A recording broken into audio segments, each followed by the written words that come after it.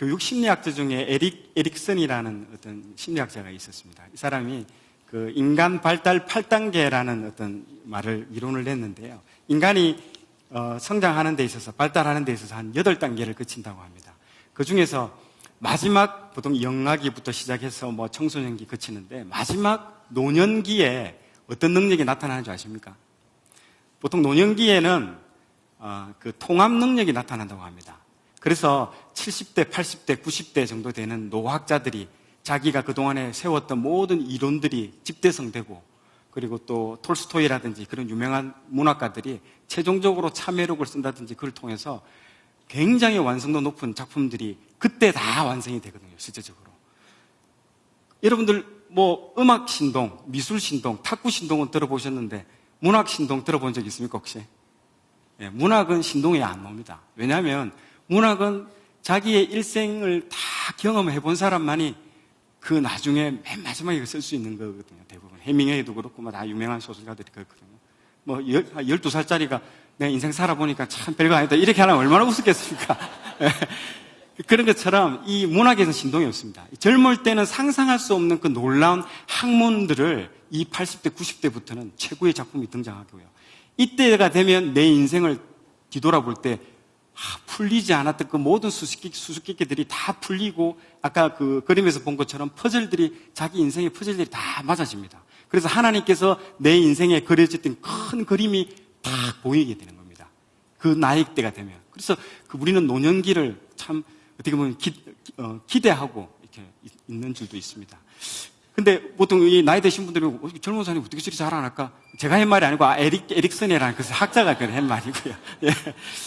그때 그렇게 하면 대부분 그렇습니다. 그때 왜 내가 그런 문제가 있었든지, 왜 그때 내 결혼 생활이 힘들었는지, 그리고 왜 그때 내한테 그 고비가 왔었는지, 그리고 고비 때 내가 왜 그런 어려움을 겪었는지 다 이제는 풀리게 되는 겁니다. 그런 그 의문들이라든지 그런 것들이. 그래서 왜 그 통합 능력이 그 70대, 80대에 생긴다는 거거든요. 그런데 우리 모세가 이 신명기를 쓸 때가 딱 그때입니다. 70대, 80대, 120세잖아요, 지금. 마지막 임종 직전에 쓴 책이 이 바로 신명기입니다. 그렇기 때문에 모든 통합 능력이 다 발휘되는 때고요. 그리고 모세의 최고의 작품이 이 신명기의 작품이라고 볼 수 있습니다. 그래서 과거를 통해서 이 역사에 대해서 깊은 분석과 그리고 참회, 그리고 교훈, 이런 것들을 우리에게 주는 책이 바로 신명기입니다. 그래서 앞에 4권, 창출, 내, 민수기까지의 그 모든 사건들이 완전히 신명기에서는 바라보는 시각이, 관점이 완전히 틀립니다. 앞에 책과 이 신명기 책은요. 왜? 모든 게 이제 통합되고 딱 완성이 되니까, 그리고 그 하나님의 마음이 다 묻어져서 나오고 하나님 마음속에 딱 들어가서 책을 쓴 느낌이 납니다. 실제로 신명기를 보시면요. 아마 오늘 여러분들 그걸 다 경험하게 될 것인데요. 확실히 다릅니다. 그래서 반드시 성경 개관하기 전에 한번 읽어보고 오시는 게 좋습니다. 읽어보시고 끝나고 나서 내일 아침에 또 한번 읽어보십시오. 그러면 여러분들이 보는 눈이 확실히 달라질 것입니다. 자, 한번 이제 달려가 보도록 하겠습니다. 다음 장 한번 넘겨보십시오. 예. 자, 신명기 제목부터. 지난번에 민수기도 제목으로 제가 한번 재미를 좀 봤는데요. 신명기도 제목이 중요합니다. 그러니까 여호수아나 뭐 이렇게 사무엘, 사람 이름 나오는 건 재미없고요. 다 아니까. 이런 사람 이름이 안 나오는 제목들은 유심히 봐야 됩니다. 거기에 비밀이 숨겨져 있기 때문에요. 자, 영어로 보면 신명기가 듀트로노미입니다. 듀트로노미. 이 듀트로는 두 번째라는 뜻이거든요. 여러분들 가수가 2명이 부르는 가수를 뭐라 합니까? 듀엣이라고 하죠. 듀엣. 그리고 더블, 듀엣. 이 2라는 숫자거든요. 서로 마주보고 노래 부르면 웃음이 난 터지던데 이거 잘 부르더라고요. 그러니까 이 2라는 숫자가 이 듀트로라는 뜻이고요. 너미는 너모스. 이게 율법, 계명이라는 뜻이거든요. 그래서 이 두 개를 합치면 두 번째 계명. 즉, 이 책은 율법을 다시 한 번 더 재강조해 주겠다. 다시 한 번 내가 이 율법에 대해서 너희들한테 알려주겠다라는 겁니다. 그래서 2번 반복한다라는 개념으로 듀트로노미입니다. 이 영어가 의미가 있습니다. 잘 들어보셔야 됩니다. 그리고 신명기, 자, 퀴즈를 한번 내보겠습니다. 자, 신명기 이름을 쓸 때에 신명기 한자가 1번일까요? 2번일까요? 3번일까요? 1번 손 한번 들어보십시오. 1번. 1번은 하나님의 신신자, 하나님의 명령. 두 번째는 납신자, 납의 명령인가? 이렇게. 세 번째는 새로운 명령. 자, 1번, 2번, 3번. 예. 정답은 2번입니다. 2번. 아무도 소리 안 들었습니다, 방금. 이게 뭐냐면요. 생각해보세요. 성경을 처음에 썼을 때 누군가가 우리 선대에 있던 분들이 그렇게 기도 많이 하시는 분들이 성경을 다 신명기를 다 읽어봤을 거 아닙니까? 그리고 제목을 쓸 거 아닙니까? 이 제목을 어떻게 쓰는 게 가장 이게 좋을까 고민해서 한문으로 쓴 제목이 이 두 번째 제목입니다. 이게 뭐냐면 납신자인데요. 실제적으로 보면 되풀이할 신자입니다. 되풀이할 신자거든요. 그래서 이 두 번째 신자입니다. 그래서 여러분 보통 어떤 사람한테 내가 신신당부할 때 그 신신당부를 하잖아요. 아이고, 우리 자녀들 어디 멀리 떠나기 전에 내가 신신당부한다 하듯이 이 신자가 신신당부, 되풀이해서 또 되풀이해서 말한다는 거거든요. 그래서 이 책이, 신명기라는 책은요, 한 번 더 우리 나이 드신 이 모세님이 계속 한 번 더 이 두 번째 세대, 다음 세대한테 또 한 번 또 강조하고 그래서 얘기한다는 거예요. 애가 터지듯이 얘기하는 겁니다. 왜? 1세대가 실패를 했기 때문에. 너희들은 그러면 안 된다는 그 뜻입니다. 아시겠죠? 자, 그런데 지금 보시는 바와 같이 왜 하나님은 이 신명기를 통해서 왜 율법을 또 강조했을까요?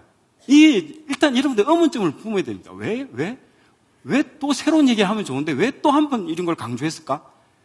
이 출애굽 1세대는 하나님을 기적을 눈으로 목격한 세대입니다. 다 봤어요. 그럼에도 불구하고 불순종으로 모두 다 죽었습니다. 다 모래, 바람에 다 휩쓸려 갔습니다. 하나님을 직접 경험하지 않은 이 출애굽 2세대는 본 게 없어요. 경험도 안 했어요. 하나님이 어떤 분인지도 잘 몰라요, 이게. 근데 이 사람들한테는 얼마나 안타깝습니까? 그렇기 때문에 이 사람한테 신명기를 통해서 정말 마지막으로 호소하는 책입니다, 이게. 너희들은 너희 아버지 세대와는 다르게 꼭 가나안으로 들어가야 된다. 그렇게 하네요. 우리 6.25 겪은 세대들은 그 세대와 6.25를 겪은 이후 전후 세대들은 다르거든요. 지금 우리 남북 지금 정상회담이 이루어진다 해도 우리 6.25 겪은 세대는 그거 보면서 물론 좋은 거는 좋지만은 조심해야 되는데, 아이고, 저 사람들 저거 쏘고면 안 되는데 이런 생각할 수도 있잖아요. 그러니까 이게 전쟁 세대와 전후 세대는 완전히 다릅니다. 그 안타까운 마음으로 계속 얘기를 해주는 겁니다, 이게. 그런 부분으로 여러분들 이해하시면 충분히 그런 마음으로 읽으셔야 됩니다. 이 신명기는. 그 마음으로 읽어야 됩니다. 그냥 지식으로 읽으면 안 되고요. 자, 신명기 특징의 두 번째는요, 모세의 유언입니다. 이걸 쓰고 바로 죽습니다. 느보산에 올라가서 바로 죽습니다. 그것도 쌩쌩했습니다. 눈도 밝고 그런데 하나님께서 사명이 끝났다고 이제 하나님께서 불러가시는 거죠. 자신의 유언, 솔직히 유언할 게 많잖아요. 돌아가시기 전에 자기가 하고 싶은 유언들 얼마나 많아요.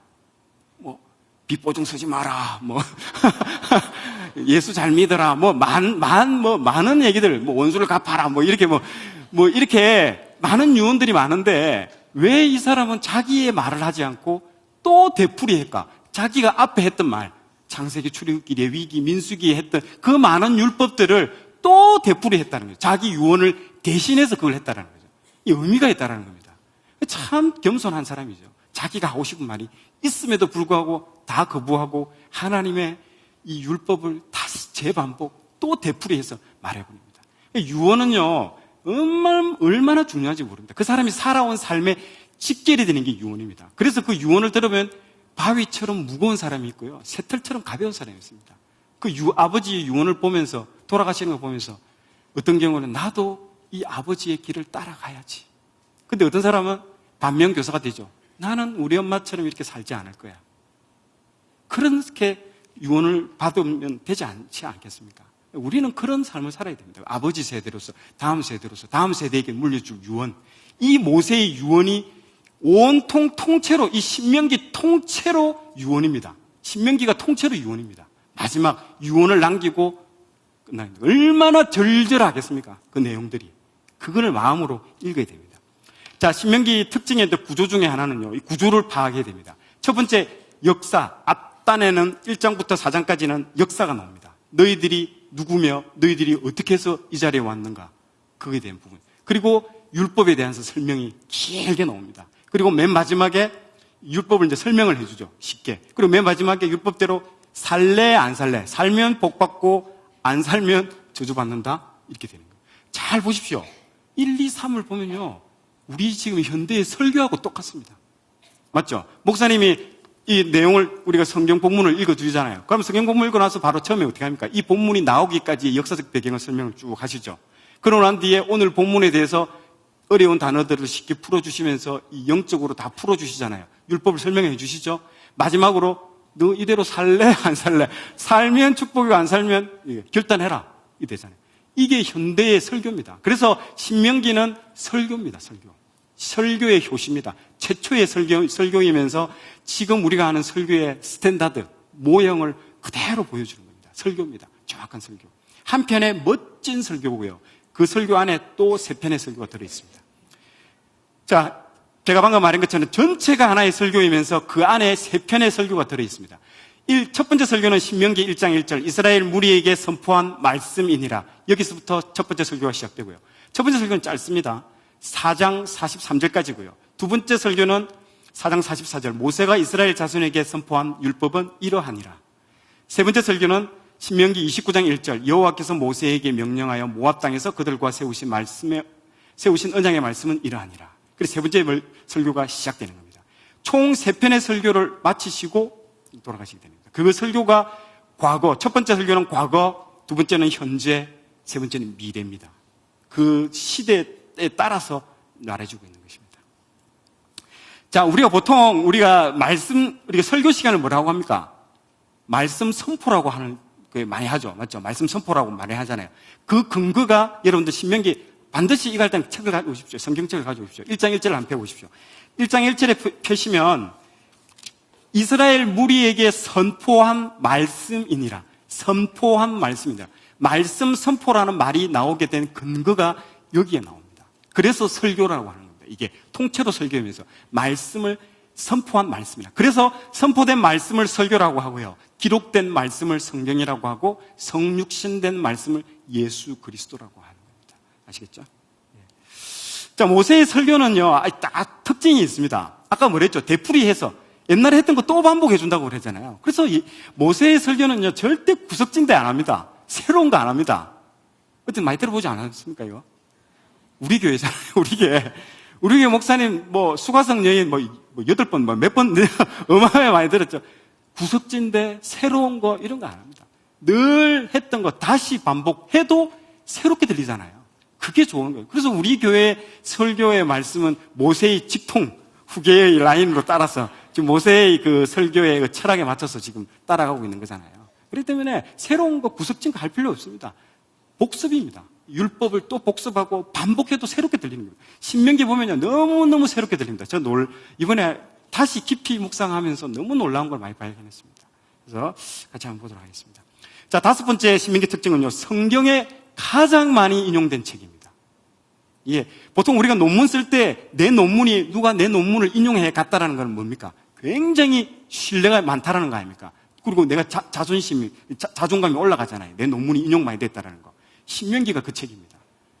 구약에서는요, 선지자들은 반드시 읽어야 될 필독서가 이 신명기입니다. 그리고 이 왕을 견제하기 위해서 이 신명기를 읽고 왕이 제대로 이 말씀대로 사나 안 사나 딱 보다가 바로 잘못 살면 바로 가서 그냥 바로 직언해버리는 겁니다. 말씀대로 왜 안 사냐고. 그렇게 하는 거예요. 이게 반드시 읽어야 됩니다. 그리고 왕들도 필독서입니다. 신명기 17장 18절에서 19절 본인 책도를 한번 보시면 좋습니다. 그가 왕위에 오르거든 이 율법서가 신명기입니다. 신명기의 등사본, 복사해라는 거예요. 복사해서 레위 사람 제사장 앞에서 책에 기록하여 평생에 자기 옆에 두고 읽어 그의 하나님 여호와 경외하기를 배우며 이 율법의 모든 말과 규례를 지켜 행할 것이라. 아멘. 예, 왕 옆에 항상 두고 읽고 복사해서 보고 또 보고 해라는 겁니다. 이렇게 명령을 해놨습니다, 하나님께서. 그런데 어떻게 됐을까요? 말씀대로 지키지 못했죠. 다윗은 싸움하느라고 바빠가지고 책 읽을 시간도 없었어요. 예. 정신이 없었습니다. 그래서 누가 그 역할을 했을까요? 나단 선지자가 그 역할을 했죠. 바로 그래 바세바하고 이렇게 문제가 생겼을 때 바로 가서 이렇게 바로 직언을 해버리잖아요. 나단 선지자가 신명기를 읽고 한 거예요. 그리고 솔로몬도 지킨 기록이 없습니다. 읽었다는 기록도 없고요. 요시야 때 이제 처음 이걸 지켰습니다. 신명기 책을 읽고 그걸 읽자마자 막 옷 찢고 막 눈물 흘리고 해서 우상 산당들 다 제거하고 종교 개혁을 일으키잖아요. 6월절을 그때 처음 지켰습니다. 다윗도 유월절 안 지켰고요. 솔로몬도 유월절 다 안 지켰어요. 뭔지도 몰라. 이 책도 없었기 때문에. 그런데 유일하게 요시야 때 그때 유월절이 처음 지켜집니다. 오랫동안 안 지키시다가. 볼까요? 요시야 종교개혁이 역대하 34장에 나옵니다. 여러분들 열왕기하하고 역대하하고 비슷한데요. 그래도 여러분들 역대하를 보는 게 좋습니다. 열왕기는 이스라엘 북쪽하고 남쪽을 다 기록한 책이기 때문에 대략 기록되어 있습니다. 그러나 역대는 차이점이 뭐냐면 남쪽에 있는 남유다의 왕들을 전문적으로 기록한 책이기 때문에 아주 디테일하게 나옵니다. 그래서 항상 남쪽 왕에 대해서 궁금한 거 있으면 역대기를 읽으시면 좋습니다. 역대하 34장에 보면요, 무리가 여호와의 전에 헌금한 돈을 꺼낼 때에 제사장 hil기야가 모세가 전한 여호와의 율법책을 발견하고, 이 율법책입니다. 이 신명기입니다. 이 모세 오경이면서 신명기라고 지금 보여집니다. 사반이 왕 앞에서 그것을 읽으며 왕이 율법의 말씀을 듣자 곧 자기 옷을 찢더라. 옷 찢는 거 아시죠? 저번에 본 것처럼. 한 것처럼 종교개혁을 이걸 읽고 나서 했습니다. 이게 그동안에 책이 어디 있는지도 몰랐던 거예요. 그러다가 성전 청소하다가 헌금통을 꺼내다가 거기 딸려오는 거예요. 뭐야 하면서 딸려온 게 책이, 신명기 책이 딸려온 거예요. 그거 읽어보니까 땅을 치고 이제 눈물 흘리면서 우리가 왜 이렇게 안 지켰냐고. 몰라서 못 지켰다는 거죠. 자, 한번 볼까요? 이제 이 그림이 이제 이거죠. 이게 요시야가 이제 발견돼가지고 쭉 읽는 겁니다. 읽고 너희는 가서 나와 및 이스라엘과 유다의 남은 자들을 위하여 이 발견한 책의 말씀에 대하여 여호와께 물으라.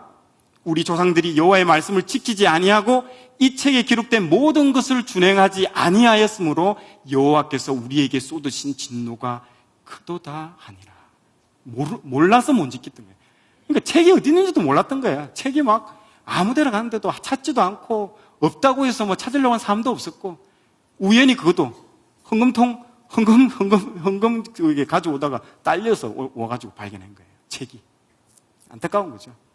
자, 신약으로 넘어가겠습니다. 신약은요, 놀라지 마십시오. 무려 80번 신명기가 인용됩니다. 예수님은 아예 끼고 이게 살았습니다. 신명기 책은. 어마어마하게 많이 인용됩니다.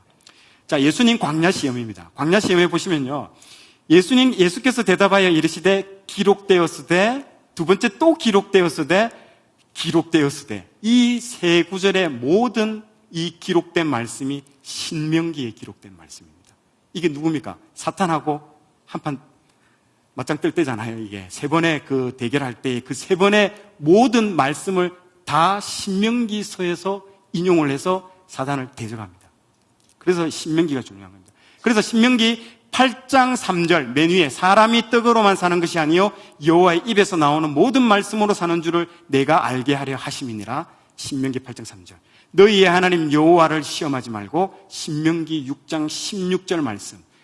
내 하나님 여호와를 경외하며 그를 섬기며 그의 이름을 맹세할 것이니라. 신명기 6장 13절. 세 개 다 신명기를 가지고 인용을 해서 사단을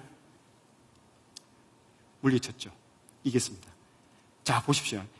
이 세 가지 특징이 있는데요. 이게 예수님께서 사단의 광야에 40일간 시험 받을 때의 특징이 있는데 다 사단은 보이는 것으로 시험했습니다. 돌로 떡을 하나 만들어봐라. 먹고 사는 문제. 해결해봐라. 먹고 사는 문제.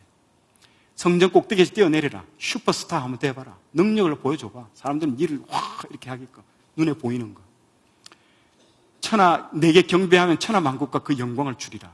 눈에 보이는 거. 근데 거기에 대해서 예수님은 다 어떻게 했습니까? 눈에 보이지 않는 것으로 다 응답하십니다. 하나님의 말씀으로 대적했고요. 하나님을 시험하지 말라 하고요. 하나님을 경외하고 섬기라고. 우리는 뭘 쫓습니까? 눈에 보이는 거 쫓잖아요. 내 눈에 보이는 거. 아까처럼 남한테 내가 인정받고 슈퍼스타처럼 인정받고 먹고 사는 문제 어떻게든 해결하려고 하는 이 다 눈에 보이는 것만 쫓아다니는 거예요.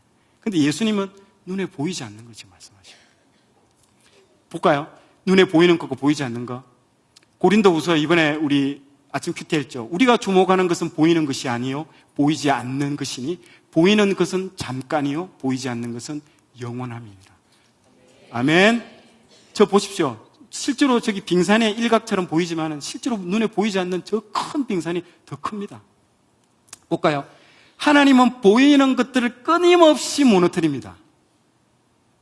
바벨탑, 사람들 끊임없이 눈에 보이는 바벨탑 쌓죠? 하나님은 바로 무너뜨리십니다. 사람들이 황금 송아지, 금을 모아가지고 황금 송아지 만들죠?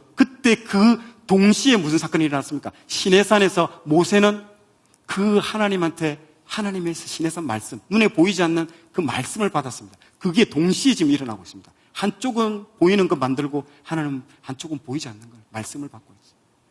가나안 정탐 보십시오. 정탐 가라 했습니까? 가지 마라 했습니까? 원래 지난번에 배웠잖아요. 분명히 하나님이 믿음으로 바로 가네스 바냐에 갔을 때 바로 진격하라고 했잖아요. 야, 나만 믿고 바로 가! 했더니 그 뭐라고 했습니까? 가만히 있으세요. 좀 하나님 좀 가만히 있어요. 내가 가서 내 눈으로 보고 정말 갈 만한 땅인지 내 눈으로 확인하고 내가 돌아와서 갈지 안 갈지 가겠습니다. 아니야, 내 말 믿고 좀 바로 진격하면 돼. 가만히 있으세요 좀. 내가 보고 하겠다고 계속 그렇게 하잖아요. 보고 하나님 보지 말고 바로 가라고 했는데, 그러니까 하나님이 가라고 한 게 이겁니다. 그래 가라. 아유, 이 나쁜 놈. 아유, 가라. 그래서 가라의 그 가라지. 정말 좋아서 그래. 이게 아니에요. 정말 이 녀석들 안타깝다. 그래, 가라. 이마트 그 장난감 가게 앞에서 다리를 흔들면서 안 사주면 울겠다가는 그래 사줄게. 안 좋은 거 뻔히 알면서 그거 똑같은 거예요, 진짜. 그리고 보십시오. 로마 제국, 페르시아 제국, 그 제국들 지금 다 어디 있습니까? 다 없습니다. 폐허더미에 하나도 남은 거 없습니다. 다 무너뜨리십니다, 하나님. 보이지 않는 것과 보이지 않는 겁니다. 출애굽 1세대와 2세대입니다. 출애굽 1세대는 봤습니까? 안 봤습니까? 하나님의 기적, 홍해 갈라지는 거 전부 다 봤습니다. 홍해 닫히는 거 봤습니다. 그리고 만나와 다 봤습니다. 그리고 6월절 그 애굽 땅에 있는 장자들이 죽는 거 전부 눈으로 똑똑히 다 봤습니다. 그런데 본 사람은 어떻게 됐습니까? 다 죽었습니다. 못 들어갔습니다. 근데 2세대 신명기 이 설교 3편만 듣고 보지 않고 듣은 사람들은 어떻게 돼요? 가나안 다 들어갔습니다. 보지 않은 사람은 다 들어갔습니다. 본 사람은 다 죽었습니다. 보는 게 중요한 게 아닙니다. 여러분 항상 놀란 것 보면 영으로 말씀을 듣는 게 제일 중요합니다. 말씀을 영으로 듣는 게 중요한 것이죠. 막 이상한 거 보여달라고 계속 필요 없습니다. 보는 게 중요한 게, 어떤 사람 그러죠. 하나님 내 보여주면 내 예수 믿겠다. 거짓말입니다. 봐도 안 믿습니다. 왜? 이스라엘의 1세대가 그걸 증명해주고 있지 않습니까? 자, 가이사라 빌립보에서 어떤 사건이 일어났습니까? 가이사라 빌립보 모르십니까? 베드로가 어떤 얘기를 했지 않습니까? 예. 그 놀라운 베드로의 선포가 가이사라 빌립보에서 일어났는데요. 가이사라 빌립보가 어떤 도시냐면요, 로마 황제가 그 헤롯 왕한테 그 땅을 줬습니다. 그래서 헤롯 왕 그 아들이 그 분봉왕 헤롯 빌립입니다. 그래서 가이사라는 것은 로마 황제의 이름이고요, 빌립은 그 헤롯 왕 아들의 이름을 따서 가이사라 빌립보거든요. 그 도시는요, 로마의 샘플 도시입니다. 로마를 그대로 옮겨난 하나의 샘플로 만들어 놓은 도시예요. 그렇기 때문에 그 신전도, 로마의 그 각종 신들을 모아놓은 신전도 엄청나게 크고요. 그리고 거기 있는 건물들은 헬라 제국의 모든 건축 양식들이 다 만들어집니다. 완전 가면요, 놀래 자빠집니다. 근데 거기에 13명이 갔잖아요. 12제자와 예수님. 누구가 갔습니까? 갈릴리 촌뜨기들이 다 갔잖아요. 완전 시골 중에 시골, 그 갈릴리에 시골에 있는 사람들이 가서 그 봤을 때, 그러니까 투메 산골에 있는 사람이 청와대에 갔다 생각해 보십시오. 이게 무엇이, 여기 살면 얼마나 좋을까? 이 평당 얼마까? 사면서 제자들, 그리고 그 눈을 감고 한번 생각해 보세요. 그 글이며, 그리고 그 글이의 건축물이며, 그 글이의 그 가로수에 심겨져 있는 열매들, 모든 게 로마의 제국, 로마의 그 멋진 도시를 그대로 옮겨놓은 도시입니다. 눈에 보이는 그 놀라운 도시입니다. 거기에서 예수님이 놀라운 질문을 한 거죠. 사람들이 나를 누구라고 생각하느냐? 질문을 합니다. 그때 뭐라고 했습니까? 들어는 뭐랍니까? 엘리야라고 하고, 들어는, 예레미, 이렇게 얘기하시죠. 그런데, 너희는 나를 누구라고 생각하냐 물어보잖아요. 그때 베드로가 바로 나죠. 주는 그리스도시요 살아계신 하나님의 아들이라고 바로 대답해버립니다. 그 대답하는 순간 생각해 보십시오. 다른 제자들은요, 이게 눈에 보이는 것들이 지금 푹 빠져가지고 완전히 거기에 매몰되어 있는 상태입니다. 그 말하는 순간 영적으로 모든 그 로마 제국의 거대한 양식물과 신전들은 다 무너지는 겁니다. 그 말하는 순간. 왜 예수님이 그 장소에서 그 질문을 했을까요? 사람들이 그 눈에 보이는 거에 홀딱 빠져가지고 우리 대부분 그러잖아요. 우리가 뭐 BMW 보고 이러면 한번 타봤으면, 멋진 집이 있으면 그 집에 한번 살아봤으면. 나머지 제자들 다 그 홀딱 다 빠졌어요, 거기. 그 장소에 그 질문을 하신 겁니다. 왜 그 장소에 했을까? 그 다 시골 같은 그 패션 입고 와가지고 그 사람들이 지나가면서 볼까 합니까? 그 시골에서 오면 딱 포가 딱 나잖아요, 거기. 그걸 보십시오. 눈을 감고 한번 생각을 해보십시오. 그리고 그 많은 신전들이 있고 그 가로수에 그 많은 로마의 열매들이 있는 그 장소에서 예수님이 딱 그 질문을 했을 때 눈에 보이는 것들은 아무 의미 없다라는 거예요. 눈에 보이지 않는 영원한 것들을 예수님이 물어보셨고 베드로는 그에 대해서 정확하게 답변을 해버렸어요. 그래서 예수님이 그렇게 칭찬하신 거예요. 아멘. 우리도 영원한 것들을 쫓을 사람들이 될 줄 믿고 선포합니다. 예. 이제 신명기 우리 이제 영상 이제 개론은 끝났고요. 한번 들어간대요. 제가 영상을 이제 그동안 이제 마지막 이제 영상인데요. 5편 영상을 봤는데 기술적인 이제 결함 다 수정했습니다. 이 영상을 제가 보여주는 이유는요. 결코 이게 너무 좋아서 보여주는 게 아닙니다. 왜냐하면 여기 계시는 분들은 성경을 거의 뭐 200도 가까이 하신 분들도 있고 성경책을 아직 열어보지도 않은 분들도 있어요. 그렇기 때문에 최소한 그 눈높이를 어느 정도 맞춰야 되기 때문에 내가 어쩔 수 없이 이걸 보여주는 겁니다. 영상. 특히 자녀들이 집에 있으면요. 자녀들 이렇게 만화책이지 않습니까? 파워 바이블인가? 미술관은 박물관은 살아있던가? 그런 책들도 그렇게 좋은 거 아닙니다. 자선책으로 보여주는 것이 제일 좋은 게 뭐냐면 여러분들이 알고, 부모가 알고 자녀들한테 입으로 얘기해 주는 게 좋습니다. 실감나게 얘기해 주면요.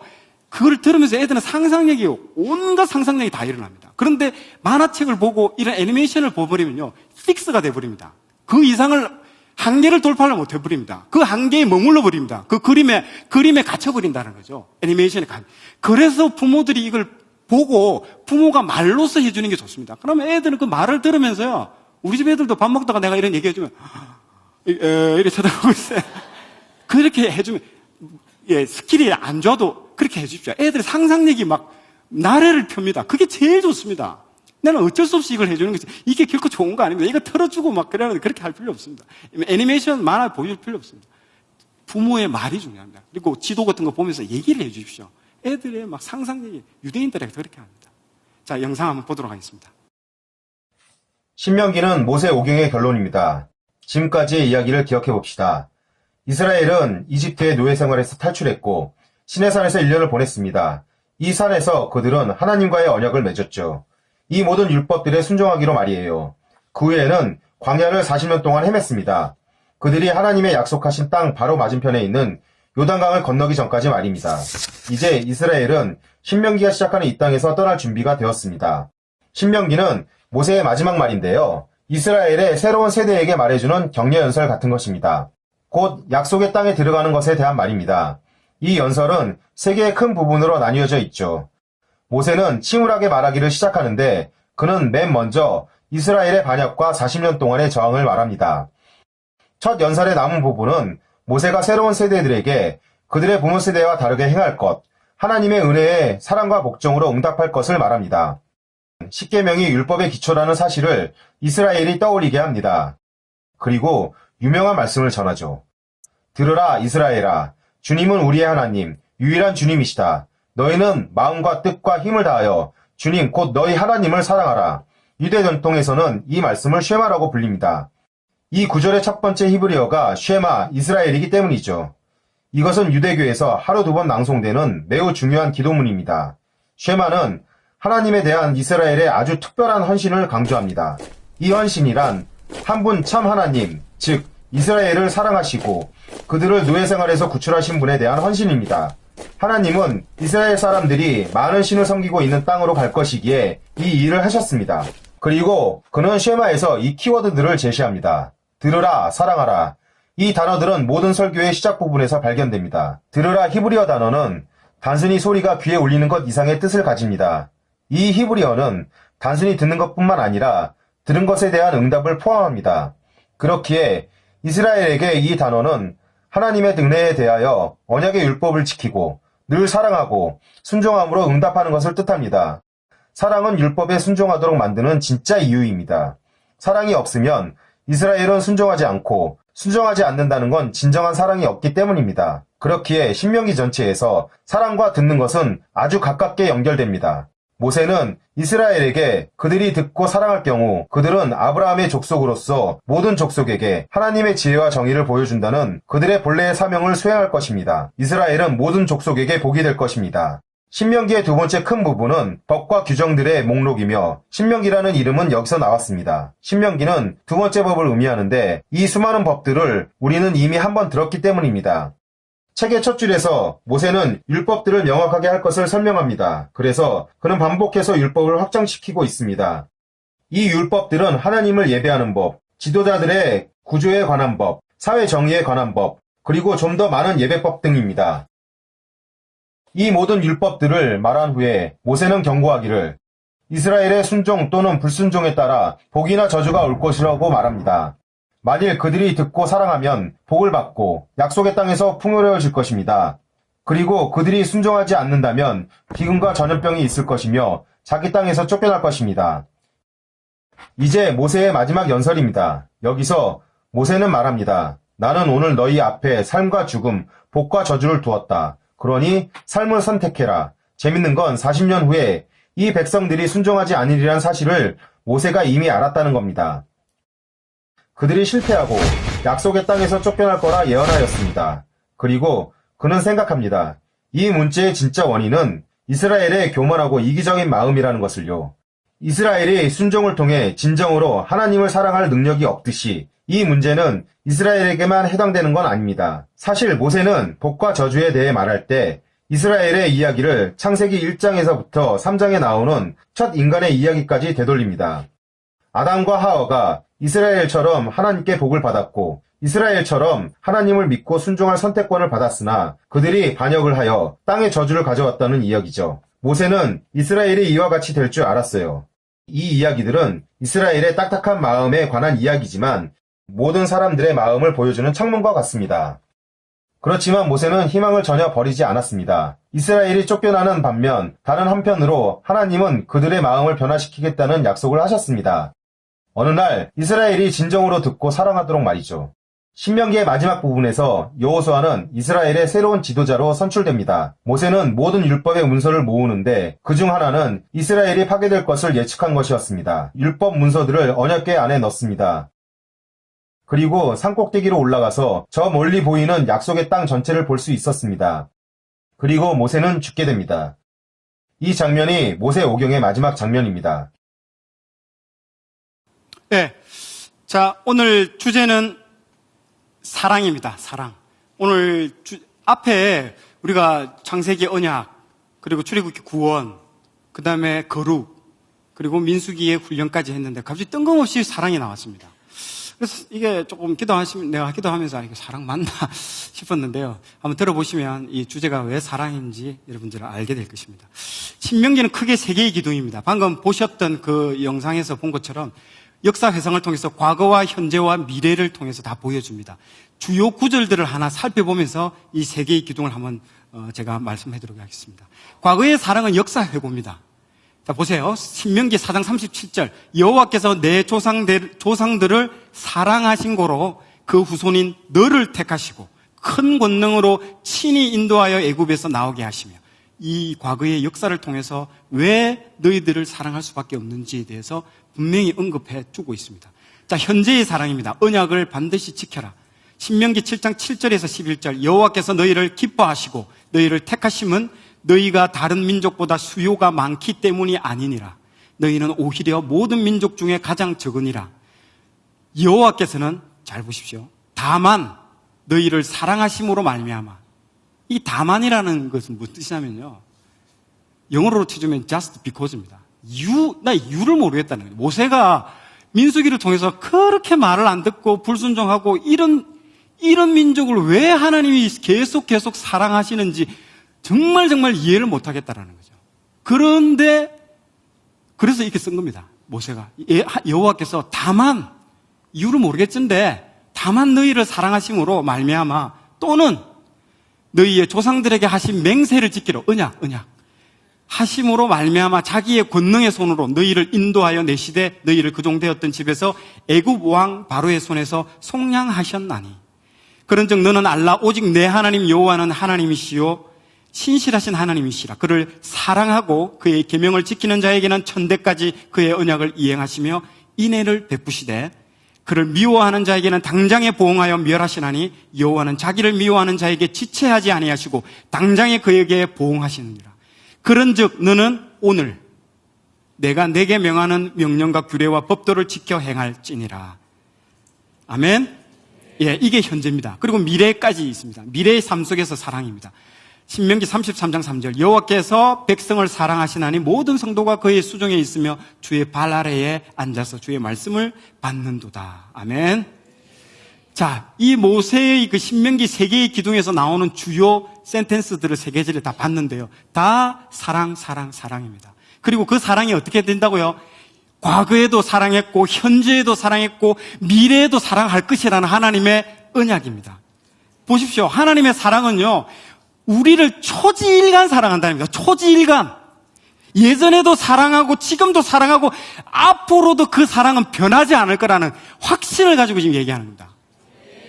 하나님이 이렇게 사랑하니까 이스라엘 너희들아, 이제 너희도 이 하나님의 사랑에 응답하고 반응 좀 해라. 어떻게 반응한다? 어떻게 응답한다? 그게 바로 신명기 6장 5절 말씀. 시작. 다하고 힘을 다하여 내 하나님 여호와를 사랑하라. 아멘. 하나님이 이렇게 초지일간 과거와 현재와 미래에 계속 너희를 사랑하는데 너희들은 그냥 있지 말고 너희들이 할 수 있는 이 반응을 해라. 마음이 뭡니까? 우리의 영 아닙니까? 영. 뜻이 뭡니까? will. 우리의 혼, 힘. 우리의 그 육신 아닙니까? 영과 혼과 육을 온 힘을 다해서 여호와를 사랑해라. 하나님의 이 온전한 사랑에 우리가 부족하지만은 이 온전한 사랑에 우리가 좀 응답하자. 반응 좀 하자. 반응 좀. 이래서 이 말씀이 나오는 겁니다. 이게 하나님의 사랑. 자꾸 떨어져서 분리적으로 생각해서 읽으니까요, 감이 안 와. 하나님이 이렇게 과거와 현재와 미래를 보셔야 됩니다. 그래서 신명기 이 말을 신약에 딱 한 군절로 옮기면요, 마태복음 6장 33절 그런즉 너희는 먼저 그의 나라와 그의 의를 구하라. 그리하면 이 모든 것을 너희에게 더하시리라. 아멘. 먼저 해라는 거죠. 이렇게 하나님이 우리에게 사랑을 주시는데 우리의 반응이 하나님 제가 좀 바빴어요. 이건 배은망덕이라는 거죠. 바쁘기로 따지면 하나님 더 바쁘지 무슨 우리가 뭐 바쁩니까? 이런 거는 이런 반응을 보여서는 안 된다는 거죠. 그런데 먼저 그의 하나님 나라와 하나님의 의를 먼저 구해라. 그리하면 내가 말했죠. 면 종류 좋아하시는 우리 하나님 말했잖아요. 면 종류 싫어하는 그 이상한 유사품 있었잖아요. 그 울면한데 그. 자, 그래서 신명기에 보십시오. 그게 방금 마태복음에 나왔던 그 말이 나옵니다. 그것을 너희 자녀에게 지키며 가르치며 집에 앉아 있을 때이든지 길을 갈 때든지 누워 있을 때든지 일어날 때든지 이 말씀을 강론하고 내 집 문설주와 바깥문에 기록하라. 그리하면 먼저 해라는 거예요. 하나님 걸 먼저 하고 그러면 여호와께서 너희 조상들에게 주리라고 맹세하신 땅에서 너희의 날과 너희의 자녀의 날이 많아서 하늘이 덮는 날과 같으리라. 아멘.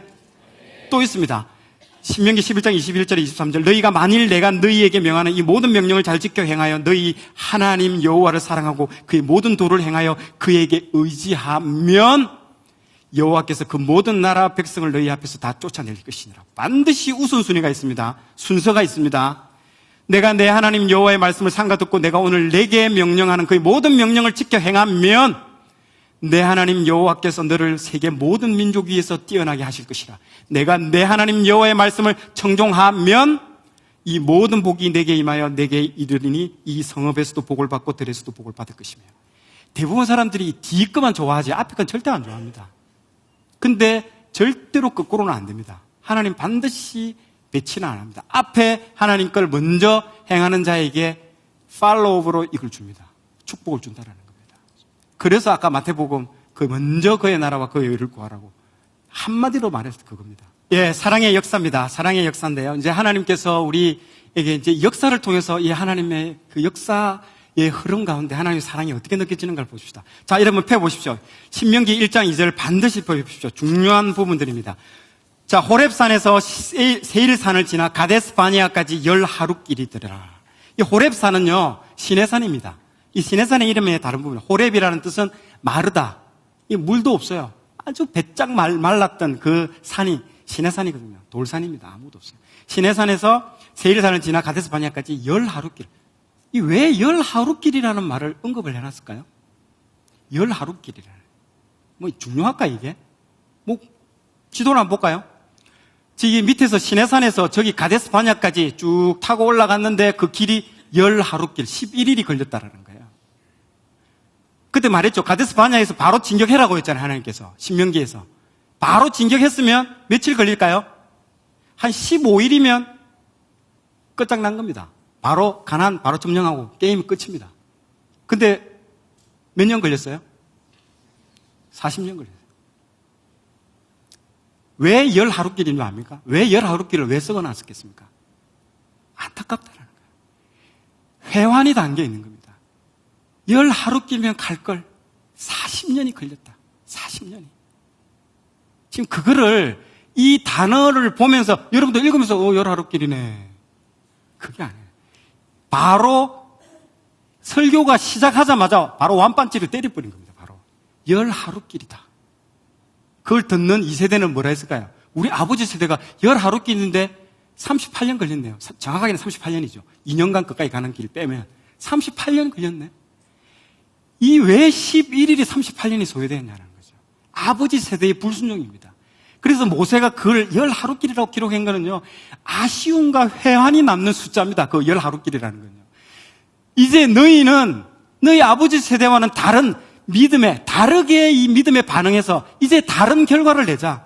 다른 인생이 되자. 그리고 10하루길이라는 말을 들었을 때 이 다음 세대는 우리는 그래서는 안 되겠구나. 우리는 빨리 가야 되겠구나. 우리는 다시는 그런 실수를 반복해서는 안 되겠다라는 생각을 가진다는 거죠. 그래서 그 10하루길이라는 게 의미가 있는 단어들입니다. 두 번째, 사랑의 역사입니다. 자, 보면 이제 조직화가 되어 있습니다. 재판, 군대, 10부장, 100부장, 1000부장 이렇게 쫙 그 역사가 나옵니다. 왜 많은 역사 중에 창출 레민신의 역사 중에 민수기가 역사 중에 많은 그 중에 저 얘기가 왜 들어가 있을까요? 조직화되는 게 중요합니다. 그 모세가 앉아 있는데 줄이 나래비가 끝도 없이 섰는데 재판하려고 줄 서 있는 거야. 그렇게 가다가 그 자기 장인 이들어가 보더니 자네 뭐 하나? 자네 지금 해야 할 일이 많은데 지금 그 소소한 거 다 재판하고 있으니까 안타까웠잖아요. 그래서 10부장, 100부장 우리 교회로 치면 셀 있잖아요. 팀, 그룹처럼 만들어요. 그래서 작은 일들은 그 10부장 정도에서 그냥 처리하고 10명 안에서 처리하고 조금 어려운 거는 더 갖고 올라오고 정말 어려운 거는 다 그러면 그때 네가 해라는 거예요. 여러분 솔로몬 재판할 때 반통각 내는 그 보셨죠? 그 재판. 그게 어렵기 때문에 그까지 온 거예요. 처음에는 밑에 단계에서 했는데 도저히 판결을 못 내려서 다음 단계 해서 최종 단계까지 온 거예요. 모세도 마찬가지예요. 그렇게 자잘한 것들은 밑에서 다 걸러내라는 거죠. 우리도 마찬가지예요. 우리도 조직화해야 됩니다. 이제부터는요, 개인이 싸우는 게 아니고 조직으로 하는 겁니다. 조직은요, 규율이 있고요, 중요합니다. 이걸 세워야만이 간다는 거죠. 그래서 이게 자료 화면 보십시오. 재판도 그렇고요, 군대도 이제 조직화됩니다. 이제 이 이스라엘은요, 과거에 농민군이 아닙니다. 이렇게 싸우면 이렇게 가는 군대가 아니고 이제 조직화가 됐다라는 거예요. 이게 딱 이렇게. 그래서 그걸 지금 말로 지금 보여주는 겁니다. 이제 조직화된 군대다. 이제 과거의 군대하고는 이제 다르다라는 거. 그리고 과거의 재판하고 다르고 이제 시스템이 탁 돼 있고 조직화가 돼 있다라는 거죠. 예전에 이스라엘 아니다. 그리고 재판은 율법에 근거해서 판단해라는 거죠. 그 율법을 주셨잖아요. 하나님이 옛날에는 직접 이렇게 얘기를 했는데 사람들이 그 얘기를 듣는 순간 벌벌벌 떨고 땅이 흔들리고 뭐 이러니까 아이고 나 왜 이런 거 필요 없어요. 이래 되니까 율법으로서 다 주잖아요. 율법에 하나님의 사랑이 다 녹아져 내려 있습니다. 그걸로 재판도 하고 판단도 해라는 거예요. 그 말입니다. 그래서 어려운 최종 판결은 모세에게 가져오라는 거예요. 그래서 이 슬로보앗의 5명의 딸이 민수기의 36장 맨 마지막에 이 슬로보앗의 5명의 딸 사건이 나와요. 이게 밑에서는 도저히 해결이 안 됐어. 그래서 모세까지 올라온 거예요. 헌법재판소까지 올라온 겁니다. 이게 사건이 뭐냐면 슬로보앗이라는 그 지파가, 남자가 있었는데 이 사람이 아들을 못 낳고 딸만 5 낳고 죽어버렸어요. 그러면 이제 이 땅을 어떻게 해야 되냐 이거죠. 이 골치 아픈 거죠, 이렇게 되니까. 그래서 이 딸 5명이 찾아온 거예요. 우리한테 달라고. 원래는 여자한테 안 주는데. 옛날에 그런 사건이 있었잖아요. 그 선산을 어떤 88년도인가 그 며느리들이 와가지고 그 헌법재판소 내가지고 결국에 승소했잖아요. 그거 똑같은 사건입니다. 했는데 도저히 이거는 율법에도 안 나오는 사건이야, 이거는. 율법으로도 해결이 안 돼. 그럼 어떻게 할까요? 기도해야지. 기도해야지. 모세가 기도를 했어요. 기도를 해서 하나님이 주라고 합니다. 그 딸들에게. 이게 보여주는 교훈이 뭐냐면 이 받은 은혜들을 빼앗기지 않는 거예요. 완전히 야곱처럼 이 슬로보아스의 이 딸 사건이 두 번이나 나옵니다. 민수기에. 이 이야기. 별것도 아닌 것처럼 보이는데 2번이나 나와요, 이 사건이. 그래서 하나님이 그 슬로보아스의 딸들에게 땅을 주라 했습니다. 대신에 절대 너희들은 다른 지파에게 시집가면 안 된다. 딴 지파에게 시집가면 이 땅을 뺏어버리겠다라고 판결을 내립니다. 그렇게 판결이 끝나는 거예요. 그래, 이런 식으로 재판도 하고 있습니다. 자, 3번째는 이제 사랑의 역사의 3번째입니다. 요단강 동편 땅 분배입니다. 예, 다른 건 옵니다. 지금 요단강 동편 땅을 이제 분배를 합니다. 자, 신명기 시작점이 이 모압에서 시작되고 있고요. 지난번에 설명 다 했죠. 에돔하고 모압은 싸우지 말라고 했잖아요. 왜 싸우지 말라 했을까요? 아브라함하고 다 관계된 사람입니다. 하나님은요, 아브라함하고 관계된 사람들 다 축복 주십니다. 그리고 그 땅을 인정해버려요. 절대로 너희들한테 에돔 땅하고 모압 땅 안 준다. 왜? 아브라함하고 관계된 사람이잖아요. 에돔이 에서잖아요. 아들이잖아요. 이게 이삭의 아들. 그리고 모압도 롯의 딸들의 후손들이잖아요. 아브라함하고 관계되는 것들은요, 다 하나님 축복 주시고 건드리지 말라고 돼 있어요. 누가 건드려요? 아모리. 얘들은 토박이. 너 맛 좀 봐라. 진짜 죽는 거죠. 한 대 맞죠. 그래가지고 이 땅을 다 차지했습니다. 이 노란색 부분들을 땅을 전부 다 차지했습니다. 그래서 하나님께서 가나안으로 들어가기 직전에 전초전으로 한번, 우리가 보통 축구 월드컵 출전하기 전에 약한 애들 불러와가지고 4대 빵, 3대 빵 이겨가지고 이게 뭐 기분을 더 높이고 사기를 높이는 그 역할을 딱 이렇게 하잖아요. 요단 동편 땅에서 이렇게 전쟁을 통해서 완전히 다 박살을 내버립니다. 이겨버립니다. 그래서 땅을 다 차지해줘. 그런데 땅을 다 차지하고 나서가 문제입니다. 갑자기 이 므낫셋하고 갓하고 루벤 지파 3명이 딱 오더니 모세한테, 모세님, 이 땅을 우리한테 좀 주면 안 될까요? 이러는 거예요. 모세가, 얘들이 뭔 소리 하니? 지금 아직 여기 우리가 들어가야 할 땅은 이 옆에 이게 왼쪽이잖아요. 왼쪽 여기 가나안 땅인데 벌써 니 지금 샴페인 터뜨리고 지금 뭐 하자는 거냐? 지금 조직이 이게 일이 물란데 가지고 큰일 나겠다고 이러는 거예요. 그런데 이 세 사람이 나와서 하는 말이, 아이고, 그게 아니고요. 내가 우리 자녀들하고 이 양하고, 우리 처자들은 여기 다 놔두고, 우리는 이 진짜 가나안으로 싸움 들어갈 때 내가 선봉 서겠어요. 내가 선봉대 서가지고, 내가 앞장서가지고 다 하고 돌아오겠습니다. 이 땅이 너무너무 좋아가지고, 왜냐면 이 세 지파가 양이 많고, 소가 많고, 유목민이 중에 제일 많거든요. 근데 이 땅이 굉장히 목토지가 많아요. 그래서 이 땅을 달라고 한 거거든요. 그래서 들어보니까 모세가 1, 2, 1, 2가 있거든요. 들어보니까. 그래가지고 오케이 해가지고 그 땅을 세계한테 줘버렸어요. 다 주고 대신에 실제로 그 사람들이 선봉대로 딱 나가서 가나안 전쟁할 때, 가나안을 침투할 때 선봉대로 땄습니다. 그리고 다 끝나고 나고 약속대로 그 땅으로 돌아갑니다. 너무 아름다운 이야기죠. 그 이야기가 이 요단강 동편 땅 분배 사건입니다. 자, 한번 볼까요? 이 요단 동편 땅이 얼마나큼 좋았던지. 아까 밑에서 올라올 때는 다 사막이었잖아요. 밑에는 사막이었잖아요. 그때 우리 지난번에 봤죠? 그 와즈럼 사막 보셨죠? 사막인데 그 사막에서 경계선에서 이스라엘 땅으로 넘어오는 순간, 하나님 축복받는 순간 목토지로 변합니다. 그게 놀랍습니다. 영상 한번 보도록 하겠습니다. 요르단 북부 지역은 남부 광야 지역과는 달리 강우량이 풍부해서 산에 나무가 풍성하다. 출애굽 당시 12지파 중 가축을 많이 키우던 르우벤, 갓, 므낫세 반지파가 목초지가 많은 요르단 중북부에 정착한 것도 그런 이유에서이다. 그러니까 완전 밑에는요 아무것도 없어요. 근데 올라가니까 지금도 가보세요.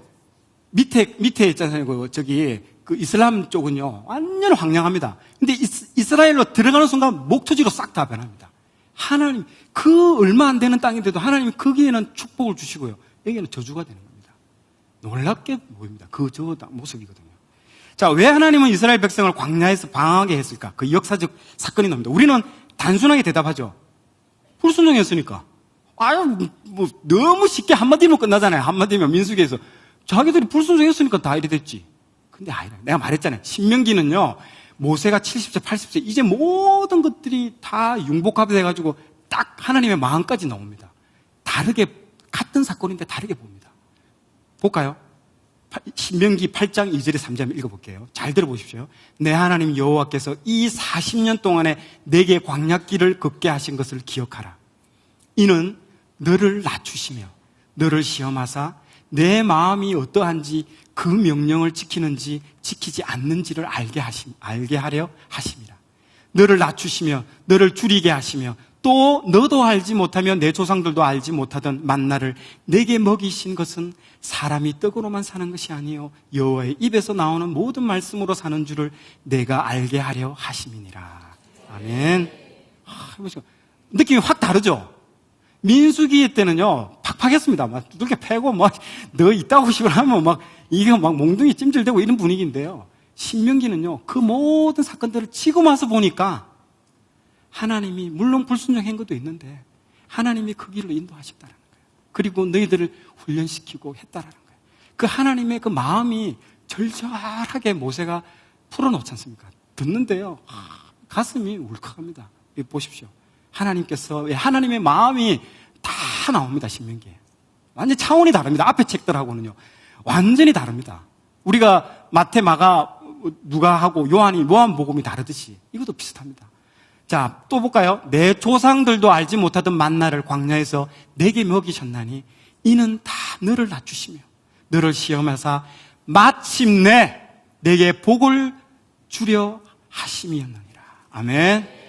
낮추시는 작업을 민수기를 통해서 하나님께서 38년 동안 광야를 하셨다는 거죠. 이 낮추시는 작업이 뭡니까? 부끄러운 자리에 가게 하고 실패의 자리에 가게 하고 수치의 자리에 우리를 가게 하고 광야의 자리로 우리를 인도하신다는 거죠. 내가 잘못해서 그런 게 아니에요. 하나님이 나를 축복해 주기 위해서 내 손을 잡고 그리로 끌고 간다는 거예요. 그걸 신명기에서 있다는 거예요. 여러분들이 이유 없이 고난 당하고 있는 분 계십니까? 하나님의 이 말에 위로를 받으시기 바랍니다. 또 보십시오. 그런데 마지막에 반전이죠. 가장 위험한 때입니다. 저 상단에 보십시오. 가장 위험한 때가 언젠가 볼까요? 내가 먹어서 배부르고 아름다운 집을 짓고 거주하게 되며 또 내 소와 양이 번성하며 내 은금이 정식되며 내 소유가 다 풍부하게 될 때에 내 마음이 교만하여 내 하나님 여호와를 잊어버릴까 염려하노라. 아멘. 12절, 13절 우리가 원하는 거 아닙니까? 여러분들이 평상시에 갈구하고 찾던 거 아닙니까? 근데 하나님 반전입니다. 왜 광야를 가라고 했을까? 이 말씀을 통해서 보면요, 얼마나 하나님의 마음이 절절히 나옵니다. 완전 반전이면서요. 그래서 이게 책이에요. 차원이 다릅니다. 신명기 책은요, 앞선 책하고는요. 자, 사랑의 율법이다. 이때는 이제 음악 안 나옵니다. 자, 신명기 동영상 이걸 한번 보도록 하겠습니다. 한번 보십시오. 신명기 율법이 뭘로 의미한가를 보여줄게요. 빨리 들으십시오.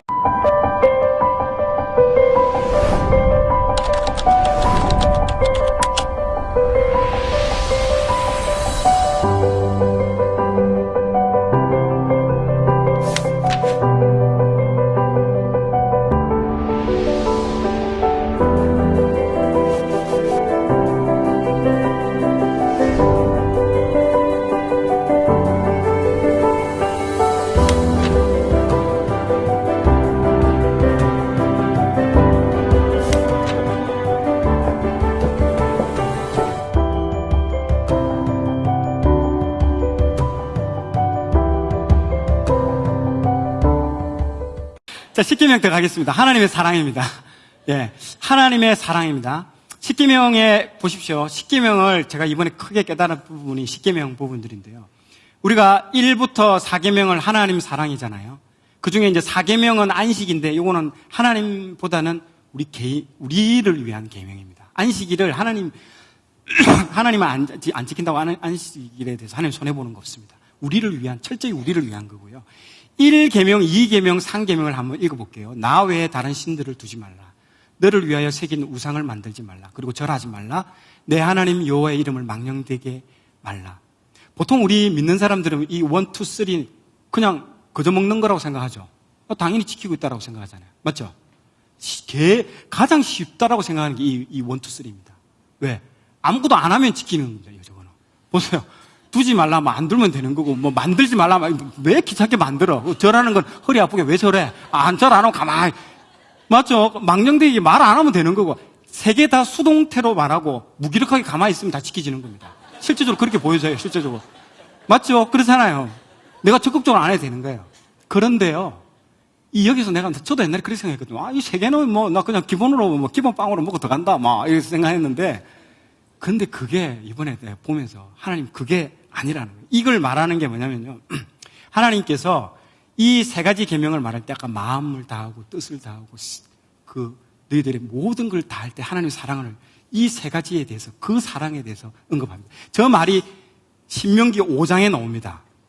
6장은 10계명이 5장에 나옵니다. 6장은 10계명을 풀어주는 말에 그 6장의 말이 나옵니다. 그리고 그 말에 대해서 하나님이 한 번 더 예수 그리스도께서 한 번 더 확정을 시켜줍니다. 볼까요? 서기관이 갑자기 예수님한테 와가지고 이 사람이 좀 이상하다.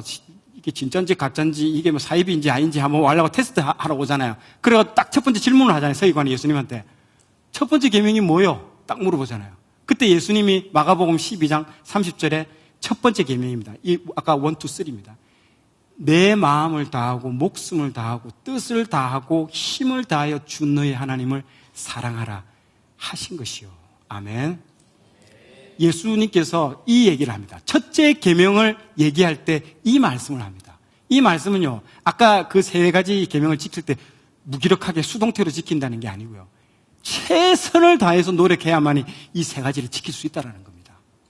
여러분들이 그동안에 기본적으로 생각했던 그 개념하고 전혀 다릅니다. 예수님께서도 그렇게 하고요. 이 신명기 6장에 모세도 풀어놓을 때 그 얘기가 나옵니다. 아까 6장 읽어보셨잖아요, 그때. 아까. 그 말이 이겁니다. 6장에서 나왔던 그 말이 내 마음을 다하고 목숨을 다하고. 이럴 때 그 1, 2, 3의 그 계명을 지킬 수 있다라고 얘기하는 겁니다. 볼까요? 이 부분들이 얼마만큼 내한테도 왔다. 근데 율법에 대해서 우리는 어떻게 되면 부담이 되고 침이 되는 수도 있고, 어떤 사람은 이 율법이 하나님의 사랑으로 느껴질 때가 있습니다. 저는 이것들을 한번 생각해 볼 때, 율법으로 초점을 맞추면 율법을 절대 지킬 수 없습니다. 이거 해야지. 담배 피우면 안 되고, 안 되고. 이거 해야 되고. 이러면 못 지킵니다. 그럼 어떻게 지키냐? 하나님을 사랑하면 지킵니다. 아멘. 하나님을 뜨겁게 사랑하고, 그렇게 사랑하면 율법을 지킬 뿐만 아니라 그보다 더한 것도 합니다. 제가 그래서 사례를 들을 때 제가 비서를 했던 일들을 한번 사례를 한번 들어볼게요.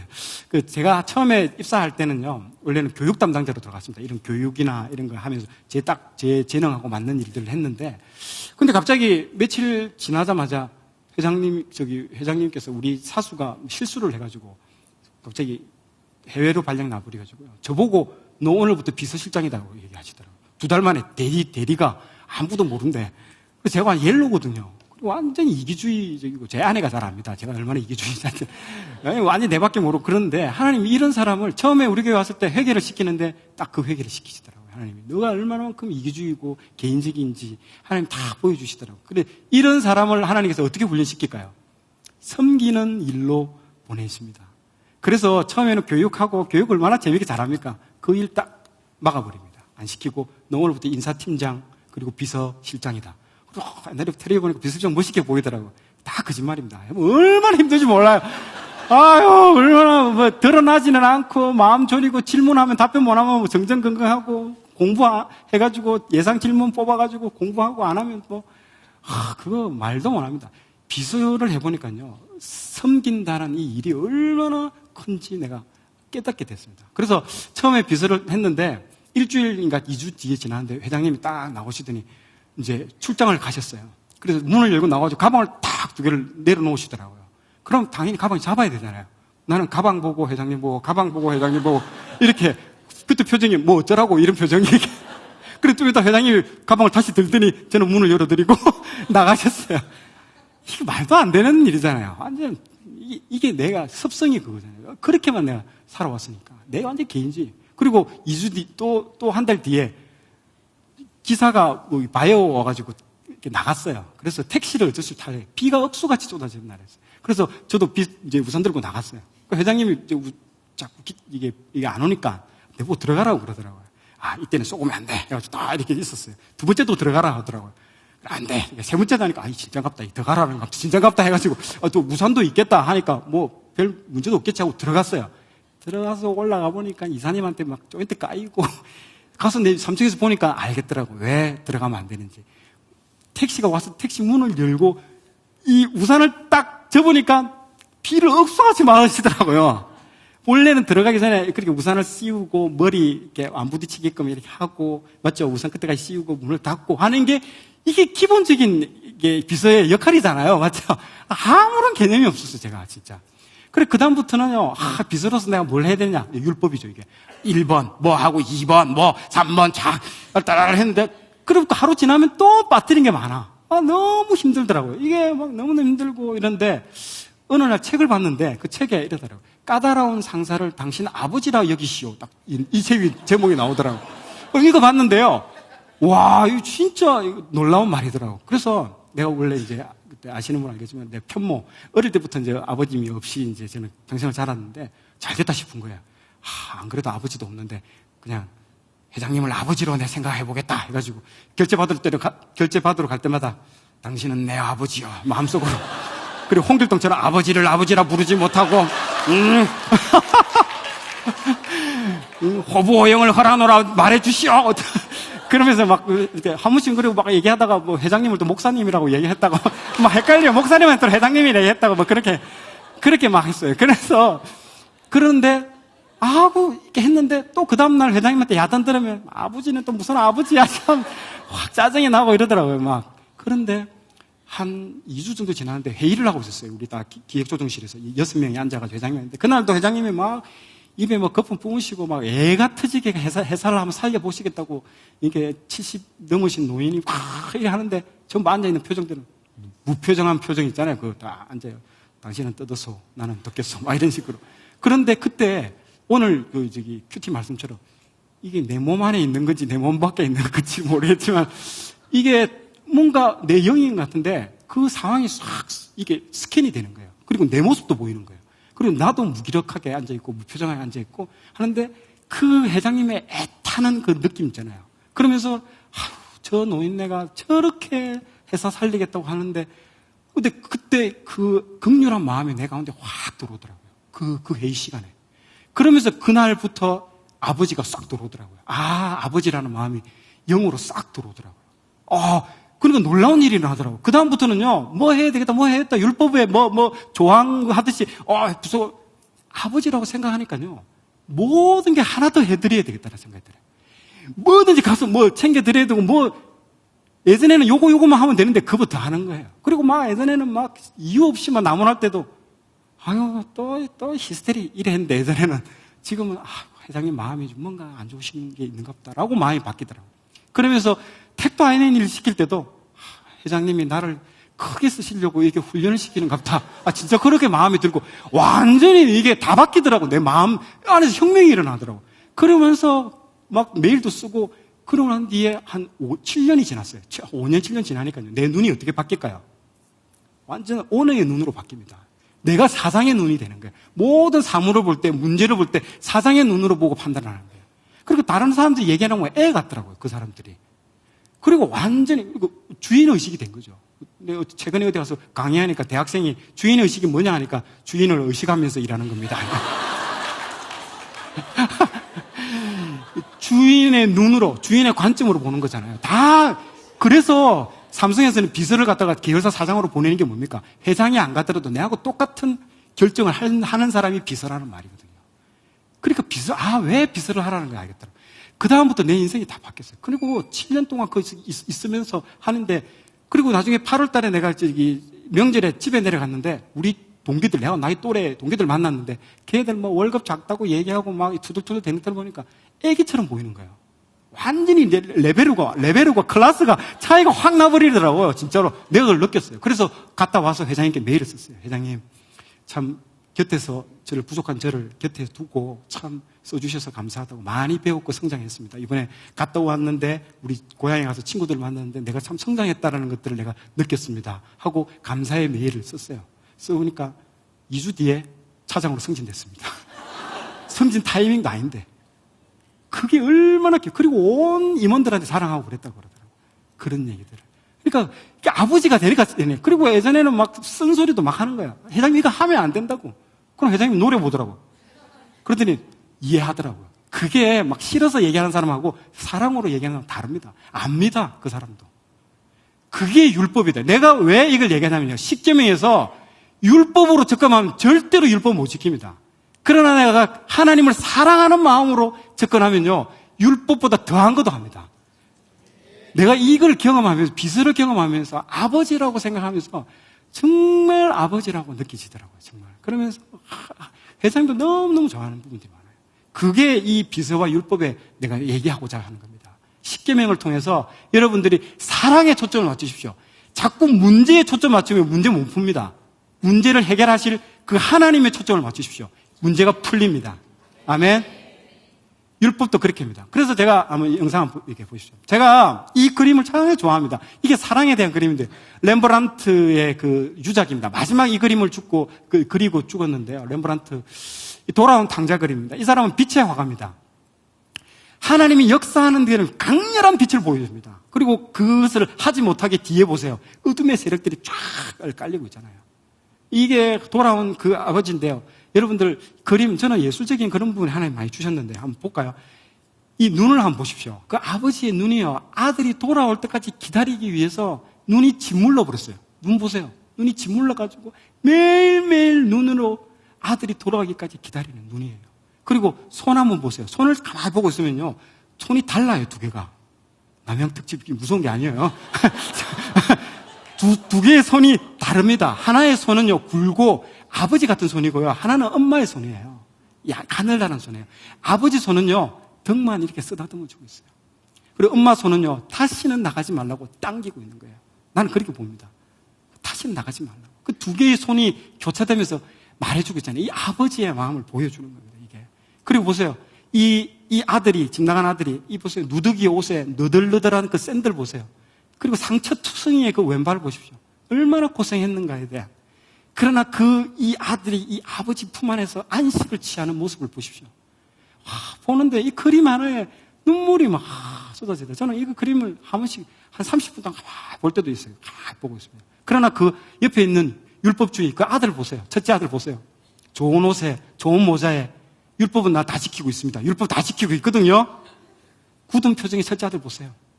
아이고, 저 다리 몽둥이 부르트려야 되는데 저기 기어 들어와가지고 이런 식으로 쳐다보고 있잖아요. 어둠이, 빛과 어둠의 그 역사가 나타나는 겁니다. 그래서 참 렘브란트 그림 보고 있으면 참 감동적입니다. 감동적이죠. 예. 자, 십계명이 이웃 사랑입니다. 달려가야 할 때가 많습니다. 자, 이웃 사랑은 이렇게 있습니다. 보시면 되고요. 자, 이웃 사랑은 또 어디에 나오냐면 레위기에 나옵니다. 레위기 19장 18절에 원수를 갚지 말며 동포를 원망하지 말며 내 이웃 사랑하기를 내 자신과 같이 사랑하라. 나는 여호와니라. 아멘. 예, 쉐마 이스라엘입니다. 쉐마가 아까 들으라는 거죠.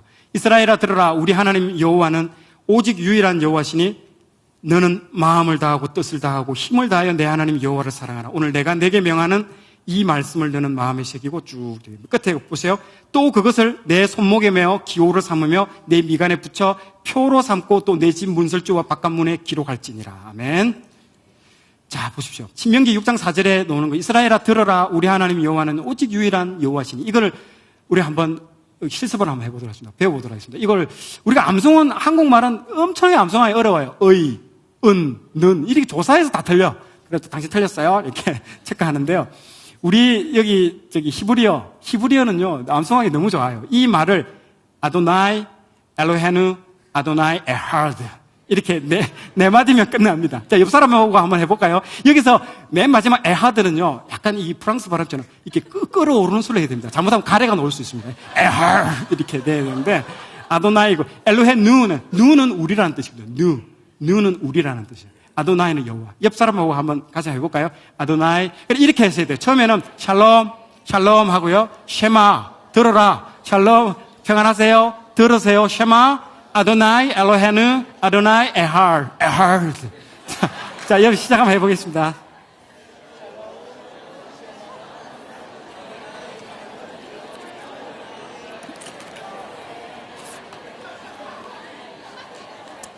자, 가래 끓는 소리 하지 마시고요. 예. 자, 이거는 프랑스 사람들이 잘하던데 우리나라 사람들이 이게 소리가 좀 안 좋더라고요. 그리고 에하드 할 때 한 분이라고 되어 있죠. 에하드 한 분. 이 한이라는 뜻이 창세기 보면 나오는데 부부가 남자와 여자가 만나서 뭐가 됐다? 한 몸이 됐다라고 할 때 그 한자가 요 에하드로 씁니다. 그러면 삼위일체 하나님. 한 분이지만 세 분이 있다라는 거예요. 이게 에하드 한 뜻이 되어 있습니다. 자, 동영상을 한번 보겠습니다. 그러면 이 말씀을 어떻게 이렇게 문설주에다가 쓰고 있는지 한번 보도록 하겠습니다. 자, 보십시오. 저기 지금 실제로 옛날 그 가옥 구조에서 실제로 옛날에는 저렇게 했습니다. 현대는 어떻게 할까요? 저렇게. 지금 보는 화면처럼 현대는 저렇게 집 앞에다가 저렇게 큰 걸 붙여놨습니다. 약간 15도로 붙여놨죠. 적어도 옛날에는 요렇게 붙였다가 싸우고 자기들끼리 유대인끼리 하다가 적당하게 15도로 하자 해가지고 합의 본 게 저거 15도라고 얘기를 하더라고요. 저렇게 붙여놨습니다. 큰 거, 작은 거, 뭐, 별의별 게 다 있습니다. 자, 신구약 통틀어서 성경 구절을 써서 붙여라고 말하고 있는 게 유일한 구절이 요 신명기 6장 4절에서 9절입니다. 요거를 문설주에다가 집에다가 써 붙여라고. 실제적으로 우리 뭐 액자, 말씀 액자 붙이고 있는데 다른 거 하지 말고 요거를 해라고 했습니다. 네. 마음을 다하고 뜻을 다하고 요걸 해라는 거 요걸 써 붙입니다. 근데 우리는 대충 뭘 하죠? 요런 거 하죠. 내 시작은 미약하였으나 내 나중은 심히 장대하리라. 뭐 이런 거 써 붙여놓죠. 뭐 음식점에. 근데 잘 보세요. 욥기 8장 1절 7절에 이 말을 누가 했냐면 하나님이 말한 것도 아닙니다. 수아 사람 빌닷입니다. 그 욥기 친구 3명 중에 1명 와가지고 횡설수설하는 장면이거든요. 그 수아 사람이 와가지고 네 자녀들이 죽게 죄를 지었기 때문에 이 모양 이게 났다는 거잖아요. 실제로 그게 아니라고 분명히 앞부분에 나오잖아요. 욥기. 그래가지고 막 개똥 철학을 막 풀어놓는 거예요. 그리고 맨 나중에는 네 시작은 지금 요 모양 요꼴인데 나중에는 잘 될 기다. 뭐 이런 조롱하는 그런 말이에요. 이런 걸 뚝하니 뭐 이게 음식점마다 붙여놓고 이게 하나님 말도 아닌데 내가 보면요 웃기도 안 합니다. 진짜 민망합니다. 진짜 이거 절대 붙여놓으면 안 됩니다. 이게 자기만 그거 이거예요. 잘 먹고 잘 살아 했더니 잘 먹고 잘 살아 좋은 말인데 하면서 잘 먹고 잘 살자 딱 이렇게 붙여놨는 거하고 똑같은 거예요. 이게 보세요. 축 대박 여행사 개업 기념. 내가 말씀 액자를 갖다가 하나 갖췄어요. 땅을 두루돌아 여기저기 다녀왔나이다. 욥기 1장 7절 말씀. 누가 말했을까요? 사탄이 하나님께 말하기를 땅을 두루돌아 여기저기 다녀왔나이다. 여행사 개업 축 기념. 뭐 욥기 1장 7절. 뭐 무조건 밑에 욥기 뭐 써나오면 뭐 다 무슨 말인지 도 그래서 통독해라는 겁니다. 말씀 하나만 뽑아가지고 주여 오늘 말씀 주시옵소서. 목매달아가 죽었느니라. 아니잖아요. 이게 다시. 속히 이같이 행하라.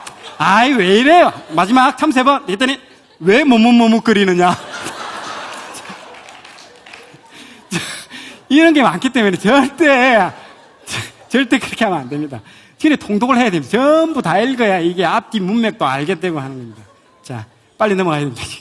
신명기 11장 18절 테플린입니다. 테플린에 있으면 이게 맞박에 머리에 보면 여기 네 가지가 되어 있는데 여기가 총 4개가 들어가 있습니다. 4개의 이 구절이 들어가는데 신명기 2개하고 출애굽기 2개가 들어 있습니다. 중요한 거 아니 넘어가겠습니다. 이거 동영상 짧게 한번 보도록 하겠습니다. 자, 다음 장에 넘겨보십시오. 보십시오. 예수님이 이런 사람들을 보고 뭐라는 줄 압니까? 왜 말씀을 살아내지는 않고 요 모양 요꼬리를 하고 있다고 마태복음 23장 5절에 이랬습니다. 그들의 모든 행위를 사람에게 보이고자 하나니 곧 그 경문띠를 넓게 하며 경문띠가 지금 보는 이겁니다. 오른손으로 왼손을 이렇게 감는 겁니다. 이렇게 오른손 잡고 왼손. 그 경문띠가 좁잖아요. 이걸 크게 넓게 한다는 겁니다. 그러니까 이런 거예요. 나팔바지가 요즘 유행이라 하면 나팔바지 통을 누가 넓게 하냐 완전 서로 경쟁하듯이 이 패션에 대한 감각은 전혀 없고 그런 거예요.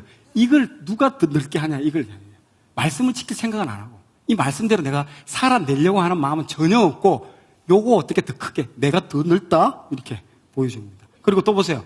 옷술을 길게 하죠. 옷 저번에 말했죠. 옷술 찌찌뜨 옷을 누가 긴지 한번 볼까 하면서 이렇게 하는 거예요. 아이고 이게 예수님이 거기에 대해서 바로 그냥 지적을 해버린 거잖아요. 너 지금 말씀대로 살아라, 이놈들아. 자, 사랑의 율법입니다. 절기. 모든 절기 중에 가장 기본은 안식일입니다. 매일 땅만 보면서 살잖아요. 실제로 이제 앞으로 가나안 땅에 들어가잖아요. 지금이 중요한 게 아니에요. 가나안 땅에 들어갔을 때 얘들이 안식일을 안 지킬까 싶어서 이걸 내놓는 겁니다. 매일매일 땅만 보고 살다가 이제 안식일 하루 정도는 하늘을 좀 봐라. 하나님 한 분만 온전히 사랑하는 날로 삼아라. 그리고 가나안은 들어가면 목축업에서 이제 농경사회로 변합니다. 농경사회의 그 산업 사이클은요, 1년입니다, 1년. 예전에는 만나 하루 밥 안 주면 굶어야 되고, 주님 밥 주세요. 매일매일 기도했던 사람들이 지금 우리가 똑같죠. 연봉 개념이 되는 거예요. 또 월급 따박따박 나오지, 뭐. 누가 새벽기도 나와. 월급 따박 나오지. 기도 안 한다는 거죠. 이게 하나님이 이걸 안 하는 거죠, 이게. 목축업이 아니고 이제 농경사회로 완전 패러다임이 바뀌어버립니다. 이제 하나님이 조금 우려스럽다라는 거죠. 얘들이 안 지킬까 싶어서. 그래서 안식일에 대해서 하는 거예요. 그래, 보세요. 지금 이 절기가 얼마나 비옥한지 구석구석마다 우리는 보통 한 번 1모작이잖아요. 많아야 2모작인데, 여기 보세요. 4모작, 8모작이 계속 추수합니다.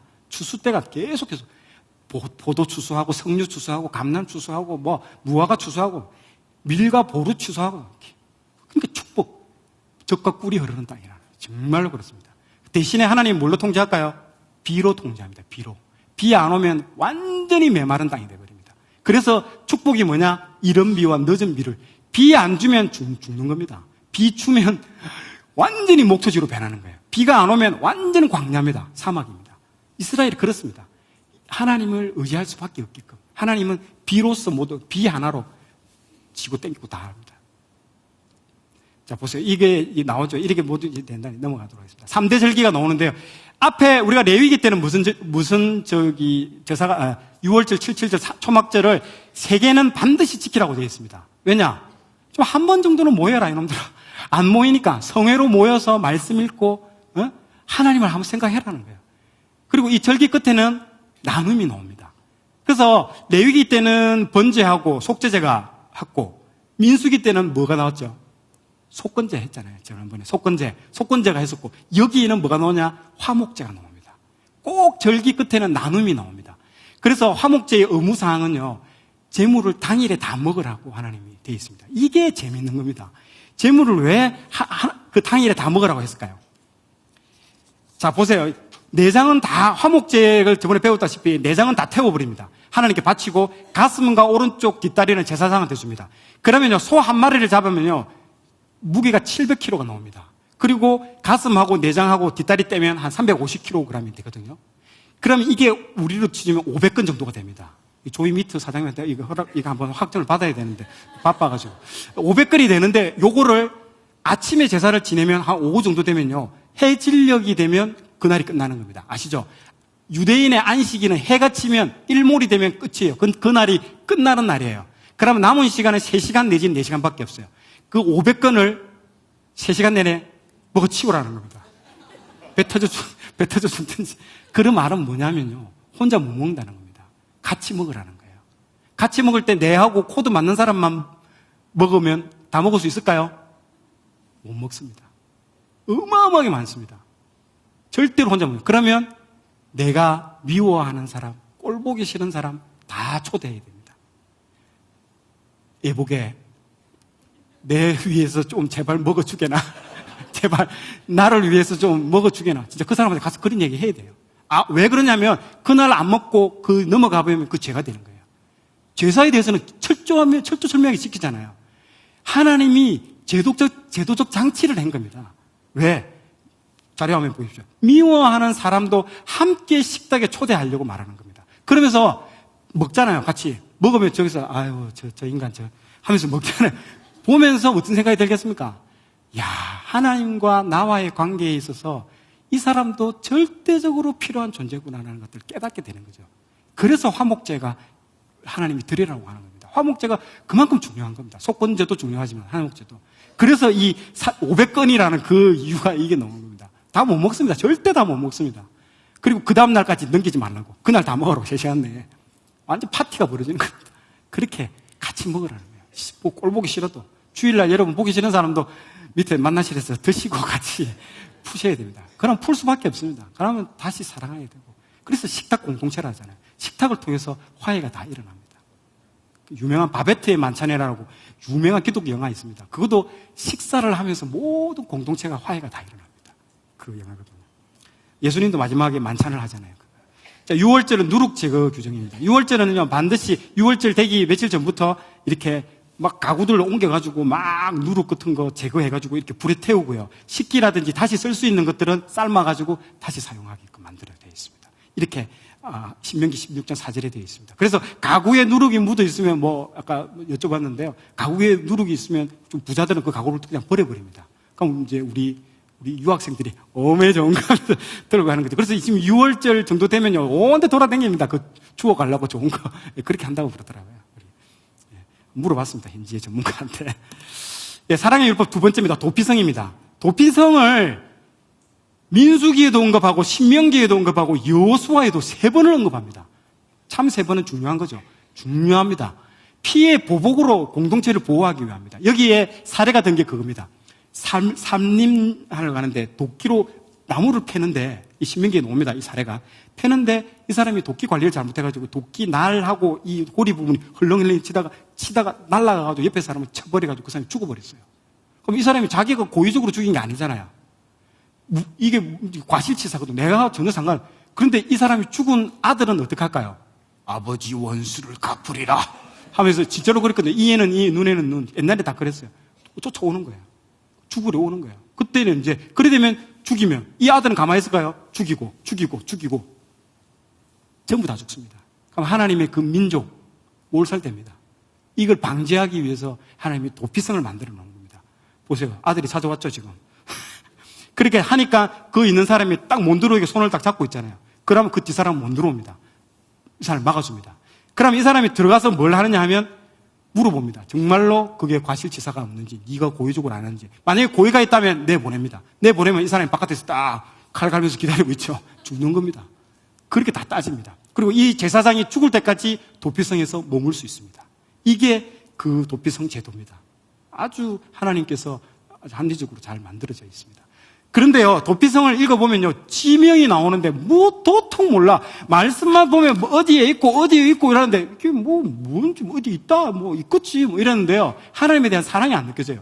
지도를 보면 사랑이 느껴집니다. 보세요, 위치 보세요. 어디에서 살인사건이 일어나더라도, 어디에서 이런 사건이 일어나더라도, 뛰어서 하루 만에 도착할 수 있는 거리를 딱 찍어 놓습니다. 하나님 보세요. 우리나라로 치면 서울, 대전, 광주 찍고, 저기 부산, 포항, 속초 이 정도겠죠. 어디든지 살인사건이 났을 때 하나님이 바로 뛰어가라는 거죠. 뒤에는 쫓아오겠죠. 자기 아들이 죽이려고. 그리고 들어가는 입구는요 굉장히 넓습니다. 그리고 표지판도 도피성 크게 도저히 못 찾을 게 아니고 딱 보이게끔 보호하는 거예요, 하나님께서. 그래서 요단 동편 3곳, 요단 서편 3곳을 만들어 놓은 겁니다. 이것은요 예수님에 비유되는 겁니다. 그래서 3번 반복하는 겁니다. 우리가 부지 중에 지은 죄, 연약하면서 지은 죄, 사단은 계속 우리한테 고소를 하는 거죠. 바깥에서 기다리고 있는 겁니다. 칼을 갈고 나오기만 해라. 교회에서 나오기만 해라. 죄책감으로서 계속 제공하죠. 이 무기력으로부터 하나님으로부터 계속 떠나게끔 만들죠. 사탄의 참소에서부터 가장 안전한 곳은 도피성입니다. 그래서 항상 우리가 죄를 지으면 어디로 뛰어가야 된다? 예수님께 뛰어가야 되는 겁니다. 예수님께 뛰어가야 됩니다.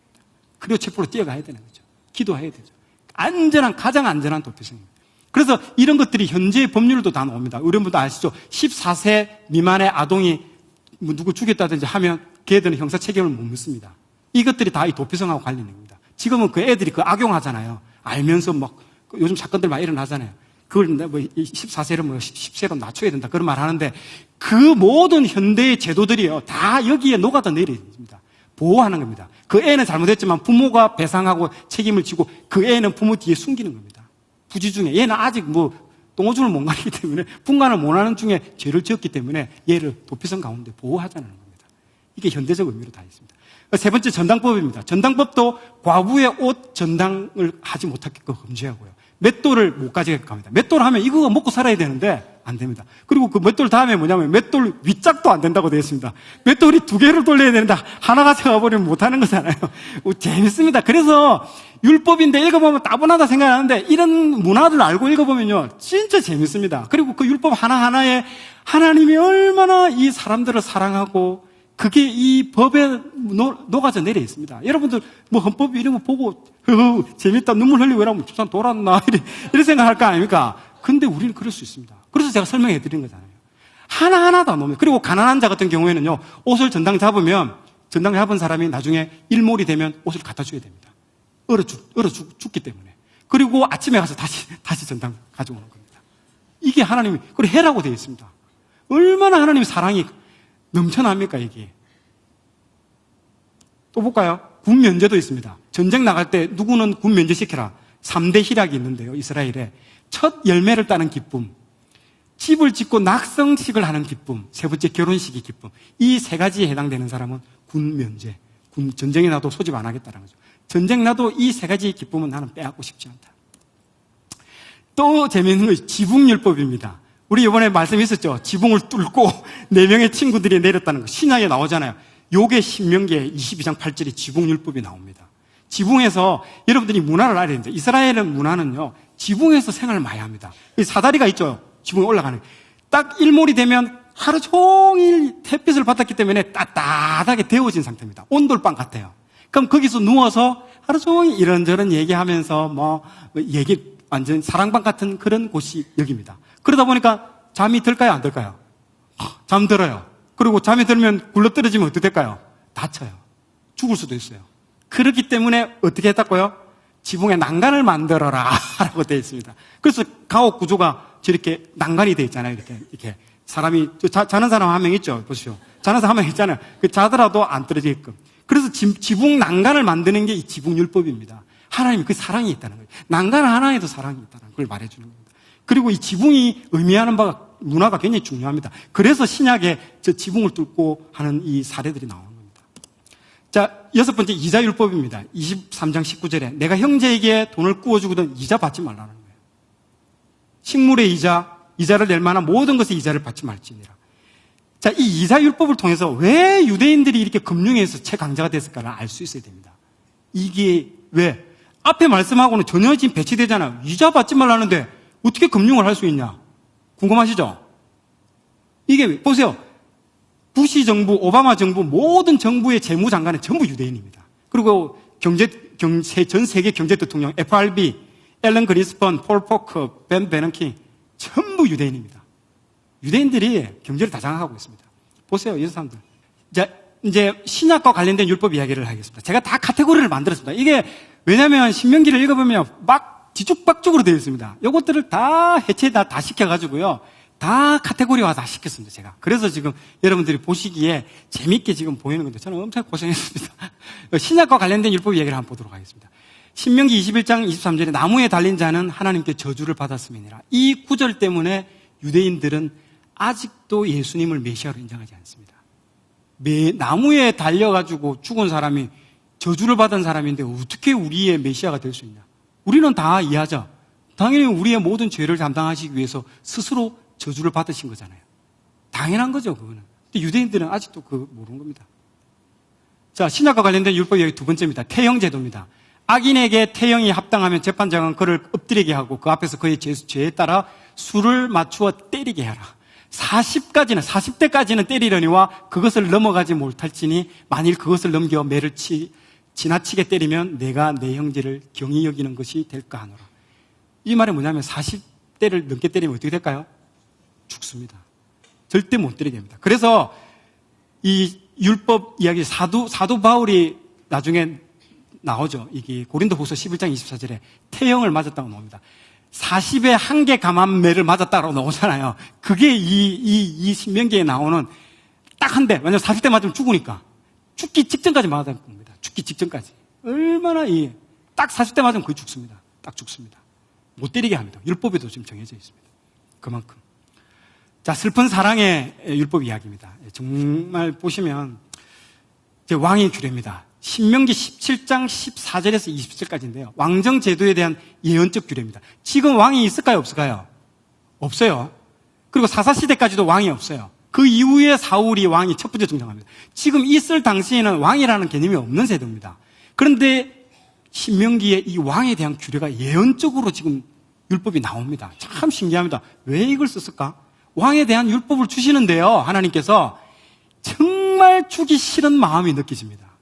한번 읽어볼까요? 신명기 17장 14절 한번 읽어보겠습니다. 내가 내 하나님 여호와께서 내게 주시는 땅에 이르러, 가나안 땅에 이릅니다. 그 땅을 차지하고 거주할 때에 만일 우리도 우리 주위의 모든 민족들 같이 우리 위에 왕을 세워야겠다는 생각이 나거든. 생각이 나거든. 마지막 구절을 읽으면요, 제발 생각 안 해줬으면 좋겠는데 생각이 나거든. 와, 나 지금 이 문체 하나하나가요 막 절절합니다. 이스라엘의 왕은 하나님이시다. 내가 통치를 하고 있는데 왜 왕이 필요하냐? 사사기 때 다 보여줬잖아요. 사사기의 그 통치 시스템이 완벽합니다. 지금도 미국도 미 연방 제도도 다 사사기의 그 방식대로 전 세계 다 그렇게 하고 있습니다. 분권제로 해가지고. 그런데 왕을 달라고 하는 거예요. 그래서 보세요. 하나님이 지금도 그런 일이 아니라는데 예언적으로 써난 겁니다. 생각이 나거든. 와, 막 읽는데 막, 와, 죽겠더라고요, 진짜. 보세요. 왜 그들은 왕을 요구합니까? 주변 국가 전쟁 중에 상대방의 왕의 모습 보고 반하는 거예요. 자, 여러분 생각해 보시오. 왕이 주변국 국가들 뭐 써요? 딱 왕관 딱 쓰죠. 금태 나는 거. 큰 거 왕 쓰고 망토 쫙 움직일 때마다 바람 불면 쫙 나면서 그 큰 칼 쫙 빼면서 진격하라 하면 막 우와 그런 거 와 가고 일사불란하게 움직이고 여기다 저 산이 아닌가벼 하면서 머리 하면 움직이잖아요. 그거 보고 완전 홀딱 반하는 거예요. 눈에 보이는 거. 근데 우리 이스라엘 어떻게 합니까? 제사장님 지금 저기 쳐들어오셨습니다. 기둘려. 하나님께 기도해야 돼. 하나님 제사장님 빨리 나오세요. 지금 기둘려. 하나님 기도. 내가 지금 무슨 말 하는지 아시겠죠? 기둘려 계속 기둘려입니다, 진짜. 자, 미혼인 여성분들, 형제 고르는데, 형제님이. 자매님, 나만 믿고 따라오세요. 가는 겁니다. 어머, 멋져요. 어떤 형제님, 결혼을 주면, 자매님, 아주 조금만 더 기도가 좀 아직 부족해요. 조금만 더 줘, 기도. 나 사랑하는 거 맞아요? 제가 무슨 말인지 아시겠죠? 이게 눈에 보이는 겁니다, 지금. 겉으로 보기에 얼마나 화려하고 멋집니까? 근데 나중에 하나님 그러잖아요. 너 왕을 자꾸 달라고 하는데 왕 되면 너 자녀들 전쟁터에 끌려가 죽을 수도 있다. 그리고 너 재산들 내가 다 가져간다. 왕이 다 가져간다. 그래도 왕 할래? 왕. 그래도 왕. 나는 왕자. 왕 주세요. 왕. 계속 왕. 진짜 그래요. 진짜 왕 그래요. 나 주잖아요. 사울 주잖아요. 하나님 그때 마음. 그걸 미리 다 아시고 지금 써난 거예요. 다 아시고. 무슨 말인지 아시겠죠? 왜 왕을 요구했는지. 그 전쟁을 해보면 압니다. 정말 우리는 볼품 없고 왜 이러냐? 왜 기다리러 하냐? 지금 하나님 다 시험하고 다 테스트하는 거예요. 자, 보세요. 왕의 규례를 한번 더 볼게요. 왕의 규례 17장 16절 17절. 그는 병마를 많이 두지 말 것이요. 잘 보세요. 그에게 아내를 많이 두어 그의 마음이 미혹되게 하지 말 것이며 분명히 왕에 대한 규례를 언급했습니다. 그래, 내가 어쩔 수 없이 내 왕을 주겠는데 왕은 아까 등사본을 통해서 항상 신명기를 읽어라. 그리고 병마도 많이 두지 마라. 아내를 많이 두지 마라. 열왕기상 보세요. 10장 26절. 솔로몬이 병거와 마병을 모으매 병거가 1,400대요. 마병이 12,000명이라. 11장 3절. 왕이 누굽니까? 솔로몬은 후궁이 700이요. 첩이 300이라. 그의 여인들이 왕의 마음을 돌아서게 하였더라. 이 문구 구절 보세요. 정확하게 대비되죠. 미혹되게 하지 말 것이며 왕의 마음을 돌아서게 하였더라. 하나님이 보라고 지금 보여주는 겁니다. 자, 봐라.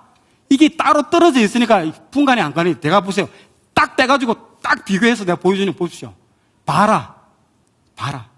하지 말라는 것만 골라서 하고 있습니다. 해라는 건 안 하잖아요. 신명기 읽으라고 했는데 신명기 책 어디 있는지 까먹고 있다가 요시아가 이상한 데서 죽고 해라는 건 안 하고 하지 말라는 거 보세요. 골라서 지금 하고 있잖아요. 하나님이 또 슬픈 사랑의 노래입니다. 신명기 31장 16절, 20절, 21절 보세요. 하나님은 이스라엘 배신을 알고 있었습니다. 예언을 하죠. 배신할 거다, 너희들. 배신을 알고도 사랑하는 하나님입니다. 그러나 혹시나 이 예언을 노래로 부르게 하면 옛날에 우리 서동조처럼 누구랑 엘레리 껄리 누구 사귄다 이래 하면 결혼하게 되고 서동조 있었잖아요. 그렇잖아요. 이 슬픈 노래를 계속 입으로 애들을 통해서 노래 부르게 하고 온 국민들이 노래를 부르면 혹시나 돌아오지 않을까, 이 애들이 나중에 돌아오지 않을까 하는 마음이 있는 거예요. 그게 보세요. 신명기 31장 30절 말씀 읽어보세요. 그게 신명기 31장 30절 말씀이 그겁니다. 노래로 불러라는 거예요. 너 이제 노래를 불러라. 일하면 망한다. 일하면 배신하면 너희들 하나님은 망한다. 애들 입을 통해서 계속 말해라. 그게 신명기 32장의 통째로 나오는 게 이게 모세의 애가입니다. 모세의 애가. 슬픈 노래. 정말 배신할 걸 미리 알면서 보는 슬픈 노래. 이 모세의 애가가 나중에 훗날 예레미야 애가에 그대로 영향을 줍니다. 거의 패턴이 똑같아요. 예레미야 애가하고 비슷해요. 사랑의 결단입니다. 마지막입니다. 너희들이 이제 하면 축복받고 못하면 저주받는다는 거죠. 자, 재밌습니다. 시각적 교육의 장을 최대한 활용합니다. 퍼포먼스를 이제 펼칩니다. 축복의 산은 그리심산이고요. 저주의 산은 에발산입니다. 에발산은요, 초목이 없고 황량한 바위산입니다. 하나님 말씀했는데 불순종하면 내가 이 초목이 없고 황량한 바위산처럼 너희들을 저주하겠다라고 하는 겁니다. 그래서 재밌습니다. 축복의 산 그리심산에 올라가라고 합니다. 우리 여기 보면 석성산하고 뭡니까? 법화산에다가 돌파팀, 누구팀, 무슨 팀은 축복의 산으로 올라가. 법화산 올라가고 또 누구팀은 저기 저주의 산 에발산을 올려 보내요. 그럼 올라가면 뭔지도 모르고 올라가. 사람들 왜 올라가는데? 몰라, 올라가래. 근데 레위 지파, 우리 강홍중 목사님이 딱 이렇게, 야, 너희들 이렇게 하면 축복받는다! 하면 축복의 산에서 아멘! 이렇게 하는 거예요, 지금. 그리고 저주의 산에서는 너 이렇게 하면 저주받는다! 그럼 꼭대기에서 아멘! 아멘! 하는 거예요. 전체 지파가. 뭐 하는 거지? 뭐 하는 짓이에요, 이게 지금. 완전 퍼포먼스예요, 퍼포먼스. 왜 이렇게 할까요? 까먹지 말라고 하는 거예요. 지금 모세는요, 이 다음 세대가 이걸 또 잊어버릴까 싶어가지고 온갖 퍼포먼스를 지금 다 하고 있는 겁니다. 한 무리들은 그리심산을 올려보내고 한 무리는 에발산을 올려보내가지고 거기서 아멘 아멘 하고 막 여기서는 고함 지르고, 이게 교육이에요. 이게 교육. 이런 교육을 통해서 절대로 안 까먹게 하는 거예요. 온갖 방법을, 할 수 있는 방법들은 다 쓰고 있습니다. 절절합니다. 어떻게 보면 우프입니다. 우프다라고 표현 맞죠? 웃기지만은 슬프다라는 거예요. 사망의 의지를 통한 결단. 이제 너에게 생명과 복과 사망과 화를 내 앞에 두었나니 우리 앞에 있는 것은 이 네 가지다. 선택권은 이제 너희에게 있다. 너희들이 선택해라. 너희에게 자유의지를 준다. 자, 이 말을 들어봤을 때 어디서 많이 들은 것 같지 않습니까? 이거 어디서 나왔을까요? 너희들한테 선택권을 준다. 자유의지. 창세기에 선악과를 먹는, 거기서 나오잖아요. 자, 여기 먹어야 되는 열매하고 절대 먹지 말아야 되는 선악과 열매인데 선택권은 너희들이 있다. 자유의지 주잖아요. 그때 99%를 먹어도 되는데 1% 먹지 말라. 하필 딱 그거 1%를 먹어. 참 웃기죠? 그걸 자유의지로 그걸 사용해버렸어요. 그 결과로 우리는 죄로 인해서 온 인류가 죄로 다 뒤덮어버렸잖아요. 그런데 하나님께서 다시 한번 너희들에게 기회를 주겠다라는 겁니다. 다시 리셋, 다시 준다. 이 말은 무슨 말이냐면요, 가나안에 들어가는 것은 에덴을 회복하는 겁니다. 에덴을 회복해라. 그 기회를 내가 너희들한테 또 주겠다라는 겁니다. 자, 네 가지가 있다. 선택해라. 이걸 선택하는 자유의지는 너희들한테 있다. 선택해라. 근데 이 사람들이 뭘 선택했습니까? 말씀을 선택했잖아요. 다음 세대는. 그래서 이 말씀으로 에덴이 회복된 거잖아요. 말씀으로 에덴이 회복됩니다. 우리의 몸은 이 땅에 있지만은 우리가 말씀을 읽으면서 말씀의 은혜 받고 영으로 말씀을 듣는 순간 우리는 천국을 경험하는 겁니다. 에덴을 경험하는 겁니다. 그게 지금 하나님이 이걸 통해서 한 번의 기회를 또 주는 겁니다. 그리고 또 이후에 또 나중에 타락했죠. 가나안 정복했지만 타락했죠. 또 예수님을 보내서 또 한 번의 새 하늘과 새 땅을 또 자유의지 주잖아요. 예수님을 믿으면 구원받고 안 믿으면 지옥이다. 또 한 번 더 또 선택권을 또 주잖아요. 하나님은 예전에도 기회 주고 현재에도 기회 주고 나중에도 계속 기회 준다고 계속 끊임없이 사랑하고 있다는 걸 또 보여주잖아요. 여기서 믿음으로 가나안을 정복했습니다. 이 사람들은. 그래서 이 다음 세대는 정말 말씀을 듣고 순종한 세대가 됐죠. 우리 자녀 세대도 그렇게 될 줄로 믿고 선포합니다. 자, 초막절에 성경을 읽으라고 하는 거죠. 정말 이제는 얘들아 성경을 읽어라. 성경 통독해라. 초막절에 반드시 모여서 성경을 읽어라. 성경 읽어라. 말씀해라. 말씀으로만 통과할 수 있다. 그런데 읽었을까요? 안 읽었을까요? 보세요. 신명기 31장에 읽으라고 했는데 1500년이 지나서 요시아도 아까 전에 봤는데 자기 혼자만 읽은 거야. 느헤미야 바빌론 포로 갔다 와가지고 온갖 두들겨 맞고 피투성이가 된 그 상태에서 느헤미야 8장 8절 9절 하나님의 율법을 낭독하고 그 뜻을 해석하여 백성에게 그 낭독하는 것을 다 깨닫게 하니 백성이 율법의 말씀을 듣고 다 우는지라. 총독 느헤미야와 제사장 겸 학사 에스라와 백성을 가르치는 레위 사람들이 모든 백성에게 이르기를 오늘은 너희 하나님 여호와의 성일이니 슬퍼하지 말며 울지 말라 하고. 우리가 몰라서 못했다는 거예요. 그런데 이 느헤미야 읽고 나서 그 다음에 또 읽었을까요? 또 안 읽었습니다. 이제 우리 교회 이제 읽고 지금 안 읽습니다. 성경 통독. 성경 안 읽습니다. 성경 안 읽습니다. 말씀을 깃들 두지도 않습니다. 답은 알고 있는데, 네 가지 중에 뭘 선택해야 되는지 답은 알고 있는데, 그게 선택하기 싫어, 내가 죄가 많기 때문에, 내 죄의 세력이. 이게 역사를 통해서 다 보여주고 있지 않습니까? 자, 31장 모세의 후계자를 이제 세웁니다, 여호수아를. 애굽에서 출생했죠. 이 여호수아는 애굽에서 출생했습니다. 40세까지 노예의 삶을 살았습니다. 당연하죠. 거기서 애굽이 노예의 삶이었으니까. 출애굽할 때 모세의 시종으로 발탁됩니다. 무슨 일부터 했을까요? 모세 손 씻어주는데 물 부어주는 그 역할을 했습니다. 아주 작은 일을 시작했어요. 작은 일이지만도 작게 안 보고 의미 있게 그 사람은 일을 한 거죠. 그러니까 모세의 후계자가 돼가지고 민족을 이끄는 여호수아의 지도자. 작은 일을 줬지만 작게 하는 사람이 있고요. 작은 일을 줬지만 그것을 의미 있게 받아들이고 크게 하는 사람이 있습니다. 그 사람이 크게 나중에 사용되는 분인 줄 믿고 선포합니다. 자, 마지막 모세의 죽음과 느보산입니다. 모세의 느보산 한번 볼까요? 장엄한 이제 대서사가 끝마쳤죠. 이제 모세는 자기의 사명을 다하고 죽었습니다. 모세가 죽을 때 몸도 눈도 다 쌩쌩하다고 했습니다. 늙어서 죽은 거 아닙니다. 아파서 죽은 거 아닙니다. 사명을 다하고 그대로 죽었습니다. 모세의 죽음은 지금도 없습니다. 그 무덤은 지금도 없습니다. 무덤이 있었으면 난리 났을 거야, 아마. 거기 가서 또 막 절하고 막 난리 또 우상숭배를 또 했을 거예요. 근데 하나님께서 그 시신까지도 없애게끔 안 보이게끔 했습니다. 대부분 어떤 사람들은 그 가나안 땅을 못 들어가서 모세의 죽음은 저주가 아닐까라고 생각하는 사람도 있는데요.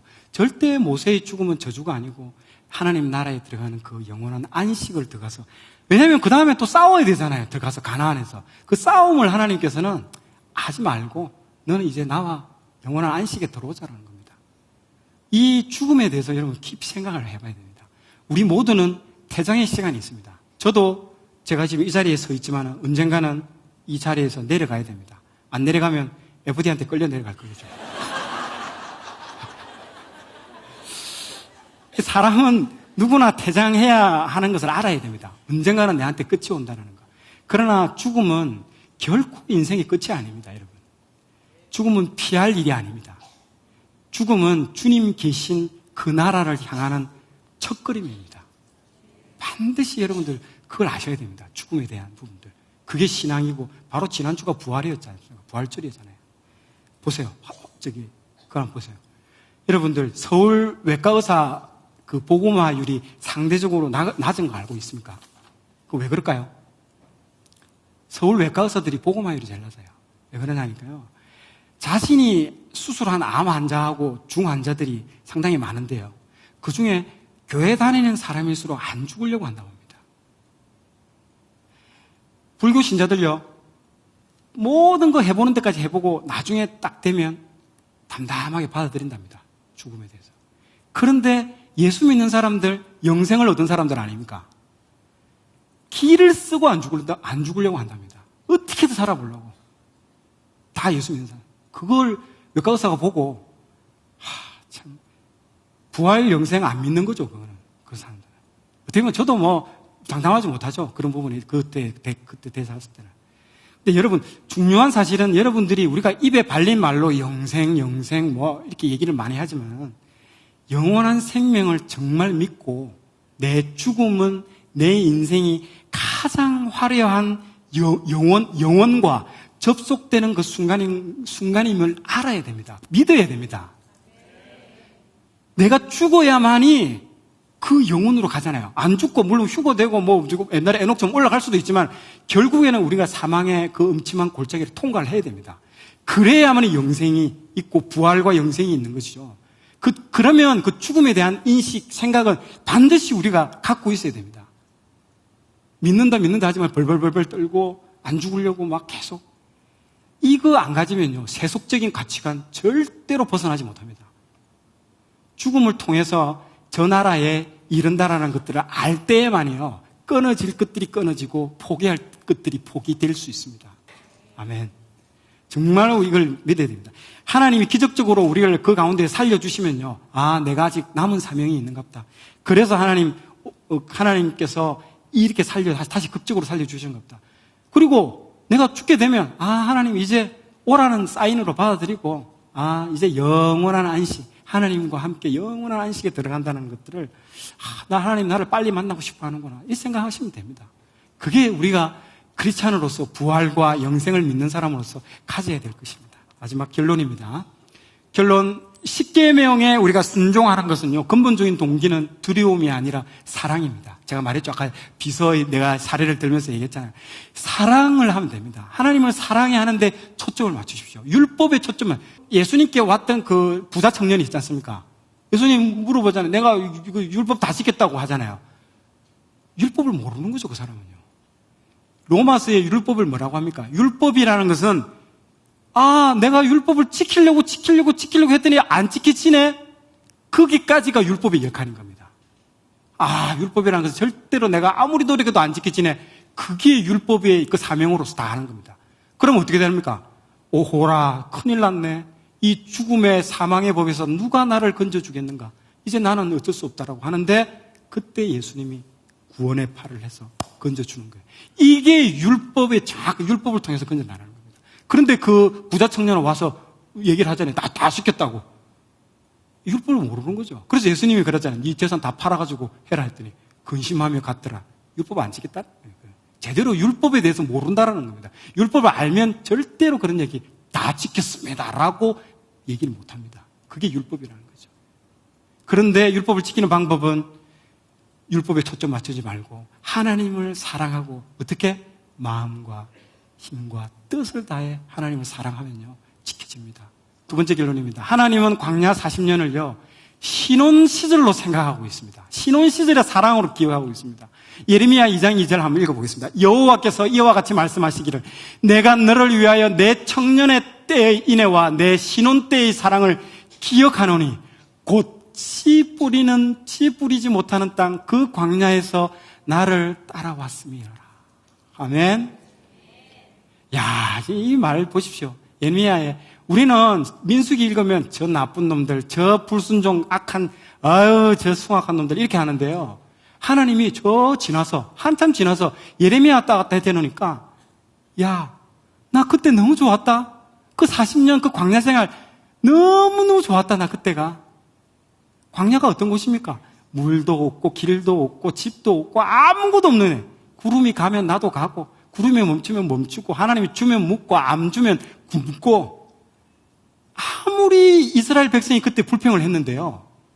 그때 하나님께서 그 불평을 안 받아들이고 그때가 너무너무나 고맙다라고 생각하시는 거예요. 지금 예레미야서에서. 그 마음이 느껴집니까? 정말 너 그때 대단했어. 너 내가 오라고 하면 내가 구름 기둥으로 움직이면 너희들 움직였지. 정말 너희들 정말 그때 기가 막혔어. 여러분들도 그런 때 있지 않았습니까? 하나님과 함께 그 사랑을 나눴던 그 신혼의 때, 내가 처음 예수 믿었을 때, 예수 믿고 막 떼굴떼굴 구르고 콧물 흘리고 막 했던 그 생생한 하나님의 그 첫사랑의 기억의 때가 다 있죠, 여러분들. 예레미야에 보시면 이 예레미야뿐만 아니고 모든 선지서서에 하나님이 사랑한다라고 저 표현의 모든 시제는요, 다 과거형입니다. 하나도 현재형이 없습니다. 전부 다 과거형입니다. 옛날에 내가 너 사랑했었지. 다 내가 그때 너희들 너무너무 좋아했다. 그 비극이 과거형이라는 겁니다. 다 과거. 시체가 모두. 너네가 옛날에 나한테 이렇게 했었는데. 너 옛날에 나한테 기도한 거 아냐? 구미동 시절에 막 새벽 기도 빠지지 않고 나오고, 금요철에 나가고 손 2시간, 3시간 동안 안 내리고 기도하고, 너 부르짖었던 건 다 기억나. 다 기억한다, 은수야. 너무너무 나 정말 그때 신혼의 때로 너무너무 행복했다. 예전에 너 찬양했었잖아. 이런 찬양했었잖아. 너 직장에서 핍박받고, 너 가정에서도 쫓긴당하고, 너 그렇게 핍박당해서 너 기억나니? 나 다 기억한다. 너 하나님 말씀이라면 완전 껍벅 죽었던 그런 때 있었지 않니? 나 다 기억해.